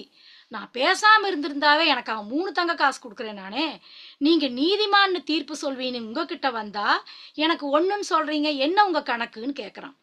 அரசு அதுக்கு விளக்கம் கொடுக்குறாரு பாருங்க. 5 சப்பாத்தி வச்சிருந்த அவன் ஒரு சப்பாத்தி 5ஆ பிரிச்சா 5 × 3 15, 15 பீஸ்ல 7 பீஸ் வந்தவனுக்கு கொடுத்துட்டு அவன் 8 பீஸ் சாப்பிட்டான். உன்னோட இது 3 சப்பாத்தி தான், 3 சப்பாத்தியை பிரிச்சா 9 ஆச்சு, 3 × 3 9. உன்கிட்ட இருந்ததே மொத்தம் 9 பீஸு, நீ 8 பீஸ் சாப்பிட்டுட்டு வந்தவனுக்கு 1 தான் கொடுத்த. அப்போ நீ 1 பீஸ் கொடுத்ததால உனக்கு 1 தங்க காசு, அவன் 7 பீஸ் கொடுத்ததால அவனுக்கு 7 தங்க காசு. இந்த கணக்கு அவனால் தப்புன்னு சொல்ல முடியல, ஏன்னா கரெக்டு தான். புலம்பிட்டே கொடுத்த காசு வாங்கிட்டு போயிட்டான். இதுல இருந்துங்க நாம என்ன தெரிஞ்சுக்கணும் அப்படின்னா, நம்ம வாழ்க்கையில சிக்கல் வரும்போதெல்லாம் இல்ல சந்தோஷம் வரும்போதும் நீங்க ஒரு கணக்கு போட்டுக்கலாம், நான் ஒரு கணக்கு போட்டுக்கலாம், எங்க வீட்டுக்காரர் ஒரு கணக்கு போட்டுக்கலாம், என் புள்ள ஒரு கணக்கு போட்டுக்கலாம். ஆனா நமக்கு எல்லாருக்கும் மேல ஆண்டவன் கணக்குன்னு ஒண்ணு இருக்குங்க. ஏன்னா அவன் பேரறிவாளன், பிரம்மாண்ட நாயகன். அவனை லேசுல நினைச்சிடக்கூடாதுங்க. எப்படி கணக்க பைசல் பண்றான் பாருங்க. அப்ப நம்ம கருமைய பதிவுகளை 6 அடிப்படையில் அவர் கணக்கு பண்ணுவார். நோக்கம், திறமை, தொடர்பு கொள்ளும் பொருள், இடம், காலம், இதை வச்சு தாங்க அவர் கணக்கு போடுவார். இதுக்கு வந்துங்க ஒன்னொன்னுக்கு நம்ம ஒரு உதாரணம் சொல்லலாம். இப்ப நோக்கம், இப்ப நம்ம வீட்டு குழந்தை ஒரு தப்பு செஞ்சிச்சுன்னு வச்சுக்கோங்க, அதை நாம நல்வழிப்படுத்த திட்டுறோம். அன்பும் கருணையுமாவே சொன்னா அது கேட்காது. மகரிஷி சொன்ன மாதிரி நடிப்பு சின்னத்தோட திட்டும் போது அந்த குழந்தை காயப்பட்டாலும் கூட என்னுடைய நோக்கம் என்ன, அந்த குழந்தைய வந்து நல்வழிப்படுத்துறது. அப்போ அது பாவ கணக்குல போகாது, புண்ணிய கணக்குல தான் பகவான் எடுத்துக்குவார். ஆனா பக்கத்து வீட்டு குழந்தைய நான் வேணும்னே நோகடிக்கிறேன், அது எங்க வீட்டுல வந்து ஒரு ரோஜா பூவை பறிச்சிருச்சு, எனக்கு தெரியாம தலையில வச்சுட்டு போயிடுச்சு, அதை வந்து நான் கூப்பிட்டு சத்தம் போடுறேன், அவங்க அப்பா அம்மா பார்க்கலன்னா 2 அடியும் போடுறேன்னா, இப்ப என்னுடைய நோக்கம் குழந்தைய திட்டுறது ஓகே. ஆனா என்னோட குழந்தைய திட்டும் போது நோக்கம் வேற, பக்கத்து வீட்டு குழந்தைய திட்டும் போது நோக்கம் வேற. இதை எந்த கணக்குல ஆண்டவர் எடுத்துக்குவாரு, பாவ கணக்குல தான் எடுத்துக்குவாரு. அடுத்ததுங்க திறமை. திறமைனா ஆண்டவன் கணக்குல வந்துங்க முக்கியமானது திறமை. நமக்கு எவ்வளோ திறமை இருக்கோ அதுக்கு தகுந்தவாறு தாங்க அவங்க கூலி கொடுப்பாங்க. நம்ம காந்த பதிவு நல்ல விஷயங்கள் நிறைய இருக்கும். நம்ம முன்னோர்கள் அதை நமக்கு நிறைய கொடுத்திருந்தாலும் கூட அதை இந்த பிறவியில நமக்கு கிடைக்கணும்னா நாம அதை ஆண்டவன் நமக்கு அதை கொடுக்கணும்னா அதுக்குண்டான திறமையா அது தகுதியோட நாம் இருக்கணும். பாத்திரம் தகுதியுடையதாக இருந்தால்தான் அதற்குரிய பிச்சை விழும். அதுக்கு நாம என்னங்க பண்ணணும்? நல்ல துரியதம் ஆழ்ந்து செய்ய நம்ம திறமைகளை கூட்டிக் கொண்டும் நல்ல நாலேஜ் டெவலப் பண்ணணுங்க. நிறைய புக்ஸ் படிக்கணும், சிந்தனைகள் கேளுங்க, அறிவில் உயர்ந்த மகான்களின் அனுபவத்தை பின்பற்றணும். நம்ம திறமைகளை எப்படியெல்லாம் வளர்த்துக்க முடியுமோ அப்படியெல்லாம் வளர்த்து கொண்டு இந்த பிறவிலேயே ஆண்டவன் கிட்ட நல்ல கணக்கை வசூல் பண்ணிடலாங்க. அடுத்ததுங்க, தொடர்பு கொள்ளும் பொருள். நீங்க யாரோட தொடர்பு கொள்ளும் பொழுதும் கவனமா இருக்கணுங்க. அது ரொம்ப முக்கியம். இப்ப ஒரு உதாரணமா, நீங்க ஒரு வீடே கட்டுறீங்க. எந்த இன்ஜினியர் நீங்க தொடர்பு கொள்றீங்க, எந்த கடையில சிமெண்ட் வாங்குறீங்க, எங்க டைல்ஸ் வாங்குறீங்க, எந்த மாதிரியான தரமான கம்பி வாங்குறீங்க அப்படிங்கிறது ரொம்ப ரொம்ப முக்கியம். நீங்க புத்திசாலி தான், அறிவாளி தான், அந்த ஏரியாவிலே மோசமான ஒரு இன்ஜினியர்னு சொல்றாங்க, அவங்க கிட்ட போய் நீங்க வீடு கட்டுற பொறுப்பை ஒப்படைச்சா கண்டிப்பா அது சொதப்பல்ல தாங்க முடியும். அப்போ நான் புத்திசாலியாவே இருந்தாலுமே நான் யாரை தொடர்பு கொள்றேனோ அவங்கள நான் சரியா செலக்ட் பண்ணலன்னா நான் போய் ஆண்டவனை போய் குறை சொல்லக்கூடாதுங்க. கல்கண்டும் வெள்ளையாத்தான் இருக்கு, மயில் துத்தனாவும் வெள்ளையாத்தான் இருக்கு. ஆனா எதை சாப்பிடணுங்கிற அறிவு எனக்கு இருக்கணும். அது இல்லாம ஆண்டவனோட கணக்கை நாம குறை சொல்லக்கூடாது. இப்போ சிரிக்கிறது நல்லதுதான், அதுக்காக 24 மணி நேரமே சிரிச்சா பைத்தியம்னு சொல்லுவாங்க இல்லைங்களா? ஒரு கல்யாண வீட்டுல போய் சிரிக்கிறதுக்கும் ஒரு காரியமான வீட்டுல சிரிக்கிறதுக்கும் நிறைய வித்தியாசம் இருக்கு இல்லைங்களா? கல்யாண வீடுனா எல்லாருமே ஜாலியா பேசி சிரிப்பாங்க, அங்க போய் நாமளும் சிரிக்கலாம். ஆனா ஒருத்தர் இறந்து கிடக்கும் போது போய் சிரிச்சா நல்லது தானே அப்படின்னு போய் அங்க போய் சிரிச்சா என்ன பண்ணுவாங்க? மனநிலை சரியில்லைன்னு சொல்லி மொத்துன்னு மொத்தி முடிக்கி விடுவாங்க. அங்க போய் என்ன ஏன் அடிச்சிங்கன்னு கேட்க முடியுங்களா? அப்போ எந்த இடத்துல எதை செய்யணுங்கிற அறிவு நமக்கு வேணும். அடுத்தது காலம். ஒரு காலத்துல நடந்தது இன்னொரு காலத்துலயும் நடக்கணும் அப்படின்னு நினைக்க கூடாது. அன்னைக்கெல்லாம் நான் 10 மைல் நடந்து ஸ்கூலுக்கு போனேன், இப்பெல்லாம் நீ கார்ல போற அப்படிங்கிற மாதிரி. இதைத்தாங்க மகரிஷியர் சொல்லுவாங்க, எந்தெந்த காலத்தோ இடம் காலம் தேவை, இவை எப்ப தோன்றியன எத்தனையோ செயல்கள், அந்த செயல்கள் அக்கருத்து இந்த சிந்தனைக்கோ அனுபவத்திற்கோ துன்பம் அளிக்குமெனில் தவிர்ப்போம் அப்படின்னு சொன்னாங்க. அதனாலங்க ஒரு காலத்துல சக்சஸ் ஆனது இன்னொரு காலத்துல சக்சஸ் ஆகும்னு சொல்ல முடியாது. தேவைப்பட்டால் சின்ன சின்ன சேஞ்சஸ் செஞ்சுக்கலான்னு மகரிஷியே சொல்லியிருக்காங்க. அப்போ ஆண்டவன் நோக்கம், திறமை, தொடர்பு கொள்ளும் பொருள், இடம், காலம், இந்த அடிப்படையில தான் கணக்கு போடுவார். கணக்கு போட்டு ரிசல்ட் கொடுப்பாரு. சரிங்க, தண்டனை எனக்கு ரிசல்ட் கொடுக்குறாரு, ஓகே. தண்டனை எனக்கு கொடுப்பாரா இல்லை என் பிள்ளை கொடுப்பாரா, எனக்கு பேரனுக்கு கொடுப்பாரா? இது ஒரு பெரிய டவுட்டுங்க நமக்கு. காலையில சாப்பிட்டது சரிக்கலைன்னா மாலைக்குள்ளேயே வாய் வழியாவோ பேதி வழியாவோ வெளியே வந்துடும். ஆனா அதுக்காக எல்லாமே நடந்துருமானா அதுதாங்க இல்லை. இதைத்தாங்க விளைவில்லா வினை இல்லை, வினையினூடே விளைவு பல தொக்கி நிற்கும், இது இயற்கை நீதி அப்படிம்பாரு நம்ம குரு. எல்லாத்துக்கும் கண்டிப்பா தீர்வு இருக்குதான், அதுதான் இயற்கையோட நீதி. என்றாலும் விளைவிற்கும் வினைக்கும் இடை கால நீளம், விளைவு தரம் இவை விளையின் தன்மைக்கு ஒக்கும் அப்படிங்கிறாரு. அதாவது விளைவிற்கும் வினைக்கும் இடையில ஒரு கேப் இருக்கு பாத்தீங்களா, அந்த டைமிங், அந்த விளைவினுடைய தரம் எப்படி இருக்கணும் அப்படிங்கிறத காலம், இது எல்லாமே நம்மளுடைய வினையோடைய தன்மையை பொறுத்து இருக்கும். இதை நீங்க முடிவு செய்ய முடியாது. நான் செஞ்சது எனக்கே வரும்னு சொல்ல முடியாது, இது அடுத்த பிறவிக்கு போகும்னு சொல்ல முடியாது. இது என்னுடைய எல்லையில இல்லை. ஆண்டவன் எனக்கு கூலி கொடுத்துட்டாரு, சரி கூலி கொடுத்துட்டாரு, எனக்கு பைசல் ஆயிடுச்சு, எனக்கு அதற்குண்டான சம்பளமும் வந்துருச்சு. இப்போ நான் எந்த விஷயத்துல நான் கவனமா இருக்கணும்? இப்போ ஒரு துன்பம் வந்துருச்சுன்னா அது ஏற்கனவே நம்ம செஞ்சதுக்கு வந்திருக்கு. அதே மாதிரி ஒரு நன்மை வந்திருந்தாலும் நாம ஏற்கனவே செஞ்ச நல்லதுக்கு ஆண்டவன் கூலி, நாம அதை நல்லா என்ஜாய் பண்ணலாம், நிறைய நல்லது செய்யலாம், அதெல்லாம் பிரச்சனையே இல்லை. ஆனா ஆண்டவன் கூலியில துன்பம்னு ஒண்ணு வந்துருச்சுன்னா நாம ரொம்ப கவனமா இருக்கணுங்க. இந்த துன்பத்திலிருந்து இன்னொரு பதிவை ஏற்படுத்தி கொள்ள கூடாது, அதுல ரொம்ப கவனமா இருக்கணும். அதனாலதாங்க பைபிள் என்ன சொன்னாங்க, ஒரு கண்ணத்தில் அரைஞ்சா மறுகண்ணத்தை காட்டுன்னு சொன்னாங்க, திருப்பி அடின்னு சொல்லல. இதைத்தான் செய்யாமல் செற்றார்க்கும் இன்னாத செய்த பின் உய்யா விழுமம் தரும் அப்படின்னு வள்ளுவர் கூட சொல்லியிருக்காருங்க. நாம எந்த தவறுமே செய்யல, ஒருத்தர் நமக்கு துன்பம் கொடுத்தாலும் கூட அந்த இடத்துல உஷ்ஷுன்னு நமக்கு ஒரு கோபம் வராம, என்னுடைய வினைவின் பயனாக இது வந்திருக்கு அப்படின்னு புரிஞ்சுக்கிட்டு, உணர்ச்சி வசப்படாம நல்ல துரியதவம் செஞ்சு, இனிமேல் நான் யாருக்கும் எந்த துன்பத்தையும் தரமாட்டேன் அப்படின்னு சொல்லி சங்கல்பம் எடுத்துக்கொண்டு அதிலிருந்து நாம் மீண்டும் ஒரு பதிவு வந்து நம்ம ஏற்படுத்தி கொள்ளக்கூடாது. அடுத்ததுங்க, அனுபவத்தையே தீர்க்கிறது. இப்போ நாம எல்லாமே உணர்ந்து எல்லாமே நல்லதாவே செஞ்சு முடிஞ்ச வரைக்கும் நல்லவங்களாவே வாழும்பொழுது சில நேரத்துல இதை வந்து அனுபவிச்சு தான் தீர்க்கணும் அப்படின்னு ஒன்று சிலது இருக்கும். நான் முன்னாடி பார்த்தோம் இல்லைங்களா, முயற்சி ஆராய்ச்சி எல்லாமே பண்ணினா கூட சிலதுக்கு தாங்க அது ஒத்து வரும். சில விஷயங்களுக்கு கடவுள் எண்டு போர்டு போட்டுருவார். இந்த பிறவியில அவன் கணக்கை பைசல் பண்ண பார்க்கறாரு. மரணம்னு வச்சுக்கோங்க, இப்போ நம்ம குடும்பத்திலயோ இல்லை பக்கத்துல நம்ம உறவுக்காரலையோ என்ன பண்றது சொல்லுங்க பார்க்கலாம்? ஒன்றும் பண்ண முடியாது. வர்றதை 2 கையும் எடுத்து இறைவனை வணங்கி, இறைவா இதை நான் ஏத்துக்கிறேன், எனக்கு இதை ஏத்துக்கிற மனப்பக்குவத்தை கொடுத்துருப்பா அப்படின்னு சொல்லி சரணாகதி அடைய வேண்டியதாங்க. வருவதை அப்படியே ஏற்றுக்கொண்டு அதிலிருந்து மீண்டு நம் கடமையை செய்ய நாம வாழ பழகிக்கணுங்க.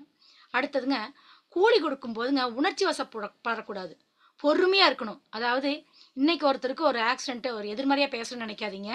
ஒரு ஆக்சிடென்ட்டே ஆகுதுன்னு வையுங்க, இல்லை ஒரு ஹார்ட் அட்டாக்கே வருதுன்னு வையுங்க, இன்னைக்கு இறைவன் கிட்ட இந்த கூலி கிடைச்சிருக்கு அப்படின்னு வையுங்க, உடனே பொறுமையை இழந்து உணர்ச்சி வசப்பட்டு டக்குன்னு அதை இதை பண்ணக்கூடாது.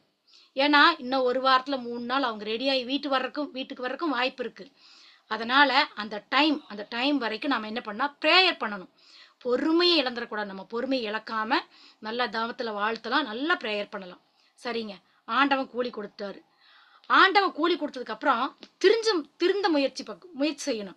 ஒரு தடவை நான் தப்பு செஞ்சதுக்கு தண்டனை வந்துச்சுன்னா அடுத்த தடவை அந்த தப்பை நான் பண்ணாம இருக்க நான் முயற்சி எடுக்கணும். நல்லா தற்சோதனை பண்ணணும். நம் மனசை எப்பயுமே தூய்மையா வச்சுக்கணும். மகரிஷி சொன்ன மாதிரி பால் வந்து அடுப்புல வச்சு பொங்கறது கூலினா, ஒரு தடவை விளைவை நாம பார்த்துட்டோம், திருப்பி பாலை வைக்கும் போதெல்லாம் பொங்க விடக்கூடாது. அந்த விளைவை கண்டு நம் தவற நாம திருத்த முயற்சி செய்யணும். அடுத்ததுங்க, நிறைய பேருக்கு ஆண்டவன் கணக்குல ஒரு அவநம்பிக்கை இருக்கு. இது உண்மையா, இது பொய்யா, இதெல்லாம் நம்பலாமா வேண்டாமா?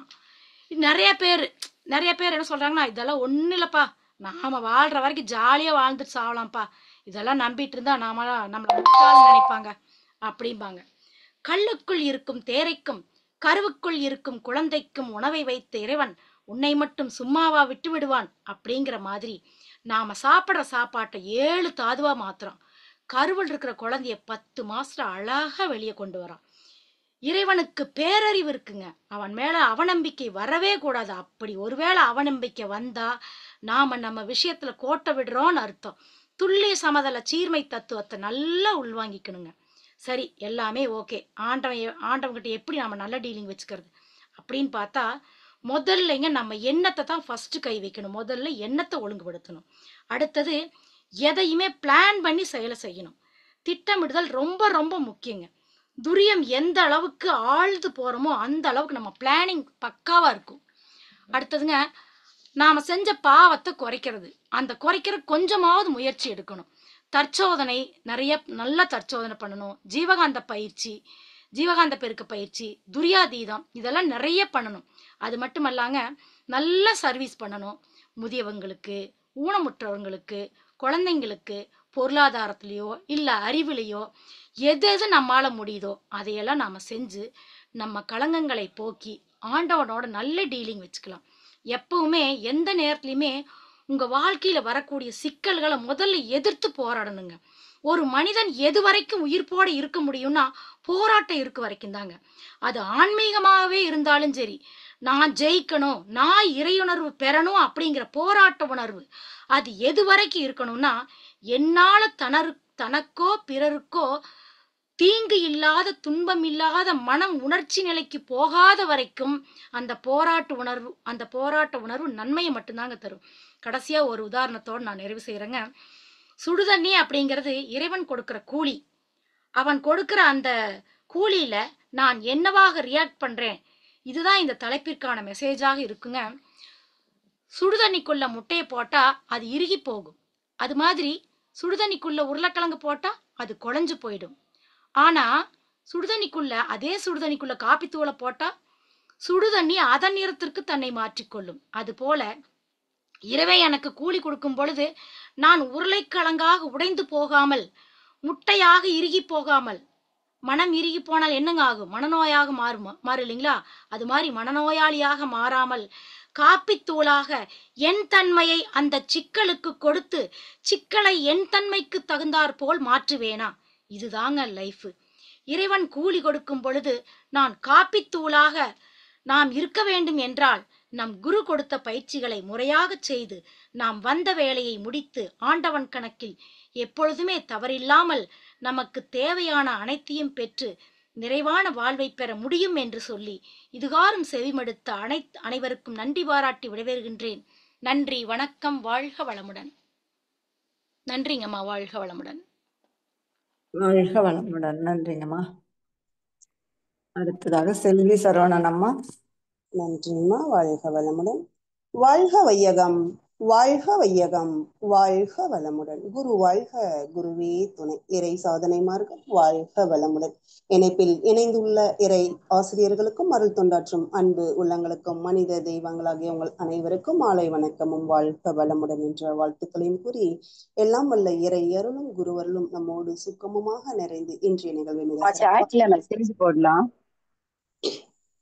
வாழ்க வளமுடன்மா. இன்றைய தலைப்பு மாயமில்லை மந்திரம் உண்டு என்ற தலைப்புல சிறிது நேரம் சிந்திக்கலாம். அதாவது ஆதி காலத்துல மனிதர்களை ஒழுங்குபடுத்துறதுக்காகவும் சீர்படுத்துறதுக்காகவும் தான் நம்ம முன்னோர்கள் ஒரு வழிமுறையை கண்டுபிடிச்சாங்க. அதுதான் எந்திரம், மந்திரம், தந்திரம். எந்திரங்கிறதுன்னு பாத்தீங்கன்னா மனம் பிளஸ் ஸ்திரம், அதாவது மனதை ஒருநிலைப்படுத்தக்கூடியது. எப்படியாவது மனித சமுதாயத்தை நல்வழிப்படுத்த தான் அப்ப கோயில்ல எல்லாம் சத் சங்கங்கள் அமைக்கப்பட்டது. இப்போ மந்திரம்னா ஒவ்வொரு எழுத்துக்களும் வாய் அசைக்கும் போது ஒரு ஓசை தோன்றும் இல்லையா? அந்த ஓசை தோன்றும் பொழுது ஒரு அலை இயக்கம் இருக்குன்னு கண்டுபிடிச்சாங்க. ஒரு எழுத்தோட ஓசை காற்றுல பட்டு அதன் அலை இயக்கம் எப்படி செயல்படுதுன்னு கண்டுபிடிச்சாங்க நம்ம ஞானிகளும் சித்தர்களும். இதுல ரொம்ப கொடுத்து வச்ச மக்கள் அப்படின்னு பாத்தீங்கன்னா நாம தான். ஏன்னா தமிழ் எழுத்துக்கள் அத்தனையும் மந்திர சொற்கள் தான். மற்ற எல்லா மொழிக்கும் இல்லாத ஒரு சிறப்பு நம்ம தமிழ் மொழிக்கு இருக்கு. ஒவ்வொரு எழுத்துமே ஒரு மந்திரம் தான். இப்ப உயிர் எழுத்துக்கள்னு பாத்தீங்கன்னா 12. அதுல ரொம்ப முக்கியமான உயிர் எழுத்துக்கள் என்னன்னா ஆ, இ, உ, ஏ, ஓ. இந்த 5 எழுத்துக்களை வச்சுதான் பல மந்திர சொற்களை வடிவமைச்சாங்க நம்ம ஞானிகளும் சித்தர்களும். இப்ப உதாரணமா சரவணபவன், நமசிவாயா, சிவய நம, நமோ நாராயணா, சிவசிவா, அரோகரா, கோவிந்தா. இப்ப இந்த அரோகரா பார்த்தீங்கன்னா நம்ம முருகனுக்காக சொல்லப்படக்கூடியது. இப்ப நான் அது கோயில்ல ஒரு பக்தியா அரோகரா அரோகரான்னு சொல்லுவாங்க. அதுவே நம்ம வீட்டுல ஏதோ ஒரு பாட்டில் ஏதோ ஒண்ணு போட்டு உடைச்சிட்டா டக்குன்னு என்னம்பாங்க, அவ்வளவுதானா, போச்சா, அரோகராவா அப்படின்னு சொல்லுவாங்க. கோவிந்தாங்கிறது நம்ம பெருமாள் கோவிலுக்கு போனா பெருமாளுக்காக உச்சரிக்கக்கூடிய ஒரு மந்திரம். அதுவே ஒரு லாஸ் ஆயிடுச்சு, ஒரு ஃபேக்டரியில லாஸ் ஆயிடுச்சு, அந்த சில காரணங்க அவ்வளவுதானா, கோவிந்தாவா, கோவிந்தா போட்டுருச்சா அப்படின்லாம் சொல்லுவாங்க. ஸோ இதை நாம எங்க எப்படி உச்சரிக்கிறோம், அதாவது இந்த வார்த்தைக்கு அர்த்தம் கிடையாது, ஆனா அந்த உச்சரிப்புக்கு அது பலன் இருக்கு. இப்ப மெய்யெழுத்துக்கள்னு பாத்தீங்கன்னா 18. அப்ப நம்ம முன்னோர்கள் எப்படி வடிவமைச்சாங்கன்னா உயிர் எழுத்துக்களை ஆண் எழுத்துக்கள் என்றும் மெய் எழுத்துக்களை பெண் எழுத்துக்களும் அப்படியேதான் அதனுடைய அவங்க அம்மா அப்பா அதுல சேர்ந்து உயிர்மெய் எழுத்துக்கள். அதாவது இப்ப அம்மா அப்படின்னா ஆ உயிர் எழுத்து, இம் மெய் எழுத்து, மாங்கிறது உயிர்மெய் எழுத்து. அப்படிதான் ஒவ்வொரு வார்த்தையும் அந்த காலத்துல நம் முன்னோர்கள் நமக்காக வடிவமைச்சு இந்த வார்த்தைகளை கொடுத்தாங்க. ஆனா நாம இப்போ மம்மி டேடின்னு குழந்தைங்களை பழக்கிட்டு இருக்கோம். ஆனா அந்த மம்மிங்கிறதுக்கு என்ன அர்த்தம் நமக்கு தெரியும். எகிப்துல பிணத்தை தான் மம்மின்னு சொல்லுவாங்க. இப்ப கூட பரவாயில்ல, இந்த மிடில்ல ஒரு டைம் இந்த மம்மி அப்பா அம்மான்னு கூப்பிடுறத அவமதிச்சு மம்மி டேடின்னு கூப்பிட வச்சுட்டு இருந்தாங்க. சோ தமிழ் எழுத்துக்கள் அவ்வளவு ஒரு மந்திரமான எழுத்துக்கள். இப்போ நம்ம ஞானிகளோ சித்தர்களோ மந்திரங்களை எதுக்காக வடிவமைச்சாங்க அப்படின்னு பார்த்தோம்னா, சில பேர்களால சரியா தியானம் பண்ண முடியல, மனசை அப்ப அமைதிப்படுத்த முடியல, அதை தவிர்க்கணும் அப்படிங்கிறதுக்காக கண்டுபிடிக்கப்பட்டதுதான் மந்திரம். இப்போ ஒரு ஒரு குட்டி கதை பார்க்கலாம் பாருங்க. ஒரு செல்வந்தர் வந்து ஒரு ஞானியிடம் போய், நான் எப்போ பார்த்தாலும் எனக்கு ரொம்ப வேலை பளு அதிகம், ரொம்ப பிஸியாவே இருக்கேன், ஒரே டென்ஷனாவே இருக்கு, என் மனசு அமைதியாவே இருக்க மாட்டேங்குது, எனக்கு மனசு அமைதியா இருக்கிற மாதிரி ஒரு வழி ஏதாவது சொல்லுங்க சுவாமி அப்படின்னு கேட்டாராம் ஞானி. சரி, நான் ஓகேப்பா, நான் ஒரு மந்திரம் சொல்றேன், அதை தினமும் ஒரு 108 முறை ஒரு மணி நேரம் ஆகும், நீ உச்சரிச்சுட்டு வான்னு சொன்னாராம். அதுக்கு செல்வந்தரா, ஐயோயோ, எனக்கு இருக்கிற பிஸி டைம்ல என்னால 1 மணி நேரம்லாம் செலவு பண்ண முடியாது, ஏதாவது சிம்பிளா சொல்லுங்க சாமி. அவரும் நம்மள மாதிரிதான் இருப்பார் போல இருக்கு. சிம்பிளா சொல்லுங்க சாமி அப்படின்னாராம் ஞானி. சரி, ஓகே, அப்படியா, சரி, உங்க பாத்ரூமுக்கும் பெட்ரூமுக்கும் எவ்வளோப்பா தூரம்னு கேட்டாராம். ஒரு ஒரு 10 அடி இருக்கும் அப்படின்னாங்களாம். ஓ, 10 அடியா, அப்ப அந்த இந்த மந்திரத்தை போய் அந்த அந்த கேப்ல சொல்லு அப்படின்னு சொல்லி அமுச்சு விட்டாராம். அவர் கொஞ்ச நாள் அந்த பாத்ரூமுக்கும் பெட்ரூமுக்கும் இடைப்பட்ட கேப்ல சொன்னாராம். அப்புறம் குளிக்கும் போது சொன்னாராம். அப்புறம் அப்படியே நல்லா இருக்குன்னு சாப்பிடும்போது சொன்னாராம். அப்புறம் நடக்கும்போது, போகும்போது, வரும்போது, தொழில் செய்யும் போது இப்ப 24 மணி நேரம் அந்த மந்திரத்தை சொல்ல ஆரம்பிச்சிட்டாராம். நல்லா இருக்குன்னு அதை ஃபாலோ பண்ணவும் ஆரம்பிச்சிட்டாராம். மனசு அமைதியாயிடுச்சான். அதனால வீட்டுல பிரச்சனை குறைஞ்சு வீட்லயே ஒரு அமைதி கிடைச்சுதான். அவருடைய தொழில் நிறுவனங்கள்ல, சமுதாயத்துல எல்லாத்துக்குமே அவர் வந்து ஒரு நிறைவான வாழ்க்கை வாழ்ந்தாராம். ஒரு கொஞ்ச நாள் கழிச்சு அந்த ஞானி கிட்ட போயிட்டு நன்றி சொல்லிட்டு, இந்த மாதிரி ரொம்ப சிறப்பான ஒரு மந்திரத்தை சொல்லி கொடுத்தீங்க, நான் இந்த அளவுக்கு ஒரு அமைதியாயிட்டேன், அந்த மந்திரத்துக்கு அர்த்தம் என்ன சுவாமின்னு கேட்டாராம். அந்த ஞானி சிரிச்சுக்கிட்டே சொன்னாராம், இந்த மந்திரத்துக்கெல்லாம் அர்த்தம் சொல்லி நான் சொல்லலப்பா, என் வாயில ஏதோ வந்துச்சு நான் சொல்லிட்டேன். ஆனா மந்திரத்துக்கு வந்து அர்த்தம் இல்லாம இருக்கலாம், உன்னோட நோக்கம் வந்து மன அமைதி, அத மனசுல நினைச்ச அந்த எண்ணத்திற்கு தான் இந்த வெற்றி அப்படின்னு சொன்னாராம். அது போலதான் மந்திரம் படைக்கும் போது அர்த்தத்தோட படைக்கல, அந்த ஒலி அலைகளுக்கு ஒரு அதிர்வலை இருக்கு, அந்த அதிர்வலை இந்த பிரபஞ்சத்துல நமக்கு தெரியலையா மோதி சிதறி பிரதிபலித்து ஊடுருவி ஊடாடி இரண்டை ஊடாடி தேவையானதை ஈர்த்து வந்து நம்ம கிட்ட சேர்க்குது. இப்போ இறைவனை சொல்லி ஒரு மந்திரத்தை சொன்னா இறைவனுக்கு பவர் இல்ல, அந்த இறைவனை கூட்டிட்டு வர பவர் அந்த மந்திரத்துக்கு இருக்காமா. இப்போ நம சிவாயான்னு சொன்னா அதுக்கு ஒரு பலன் இருக்கு, இறைவனை உணர்வதற்கான பலன் நம சிவாயான்னா. இல்லைன்னா எனக்கு பொருளாதாரத்துல மேம்படணும் அப்படின்னு சொன்னா சிவைய நமன்னு சொல்லலாம். அதுவே வந்து எனக்கு ஒரு ஒரு பிஸ்னஸ்ல ஒரு தொழில்ல ஒரு போட்டி பொறாமை இருக்கு, ஒரு பய உணர்வு இருக்கு அப்படின்னா வய நமசி அப்படிங்கிற மந்திரத்தை உச்சரிக்கலாம். அதுவே ய நம சிவ அப்படின்னு ஒரு மந்திரம் இருக்கு, மசி வயன. இததான் இந்த பஞ்சாச்சாரம்னு சொல்லுவாங்க. ந ம சி வாய, இந்த 5 எழுத்துக்களும் முன்ன பின்ன மாத்தி மாத்தி போட்டு அதை ஒரு மந்திரமா நாம முறையா உச்சரிக்கும் பொழுது அதற்கான பலன் நமக்கு கிடைக்கும். இது எல்லாரும் பயன்படுத்த முடியுமானா நிச்சயமா முடியாது. மனசை ஒருநிலைப்படுத்தி அதோடைய மந்திரம் சொன்னா என்ன பலன் அப்படிங்கறது தெரிஞ்சு அந்த மந்திரத்தை முறைய உச்சரிச்சா நாம வெற்றி அடையலாம். இப்போ ஒரு அன்பர் வந்து ஒரு சித்தர்கிட்ட போய், எனக்கு வாழ்க்கையே வெறுத்து போச்சு சாமி, ஓடி ஓடி உழைச்சு ஓஞ்சு போச்சு, இனிமேல் என்னால ஓடி உழைக்கவே முடியாது, நான் ஜாலியா இருக்கணும், எனக்கு 3 வேளை சாப்பாடு கிடைக்கணும், இதுக்கு ஒரு வழி சொல்லுங்க சாமின்னு கேட்டாராம். சித்தர், ஓ அப்படியாப்பா, சரி, நீ ஒன்றும் பண்ண வேண்டாம், போய் சிவசிவான்னு ஒரு மந்திரத்தை மட்டும் சொல்லிக்கிட்டே இரு அப்படின்னு சொன்னாராம். சிவசிவான்னு சொன்னா சோறு கிடைக்குமா சாமின்னு கேட்டாராம். சோறு என்னப்பா சோறு, உனக்கு ஊட்டியே விடுவாங்க போன்னு அனுப்பிச்சு வச்சுட்டாராம்.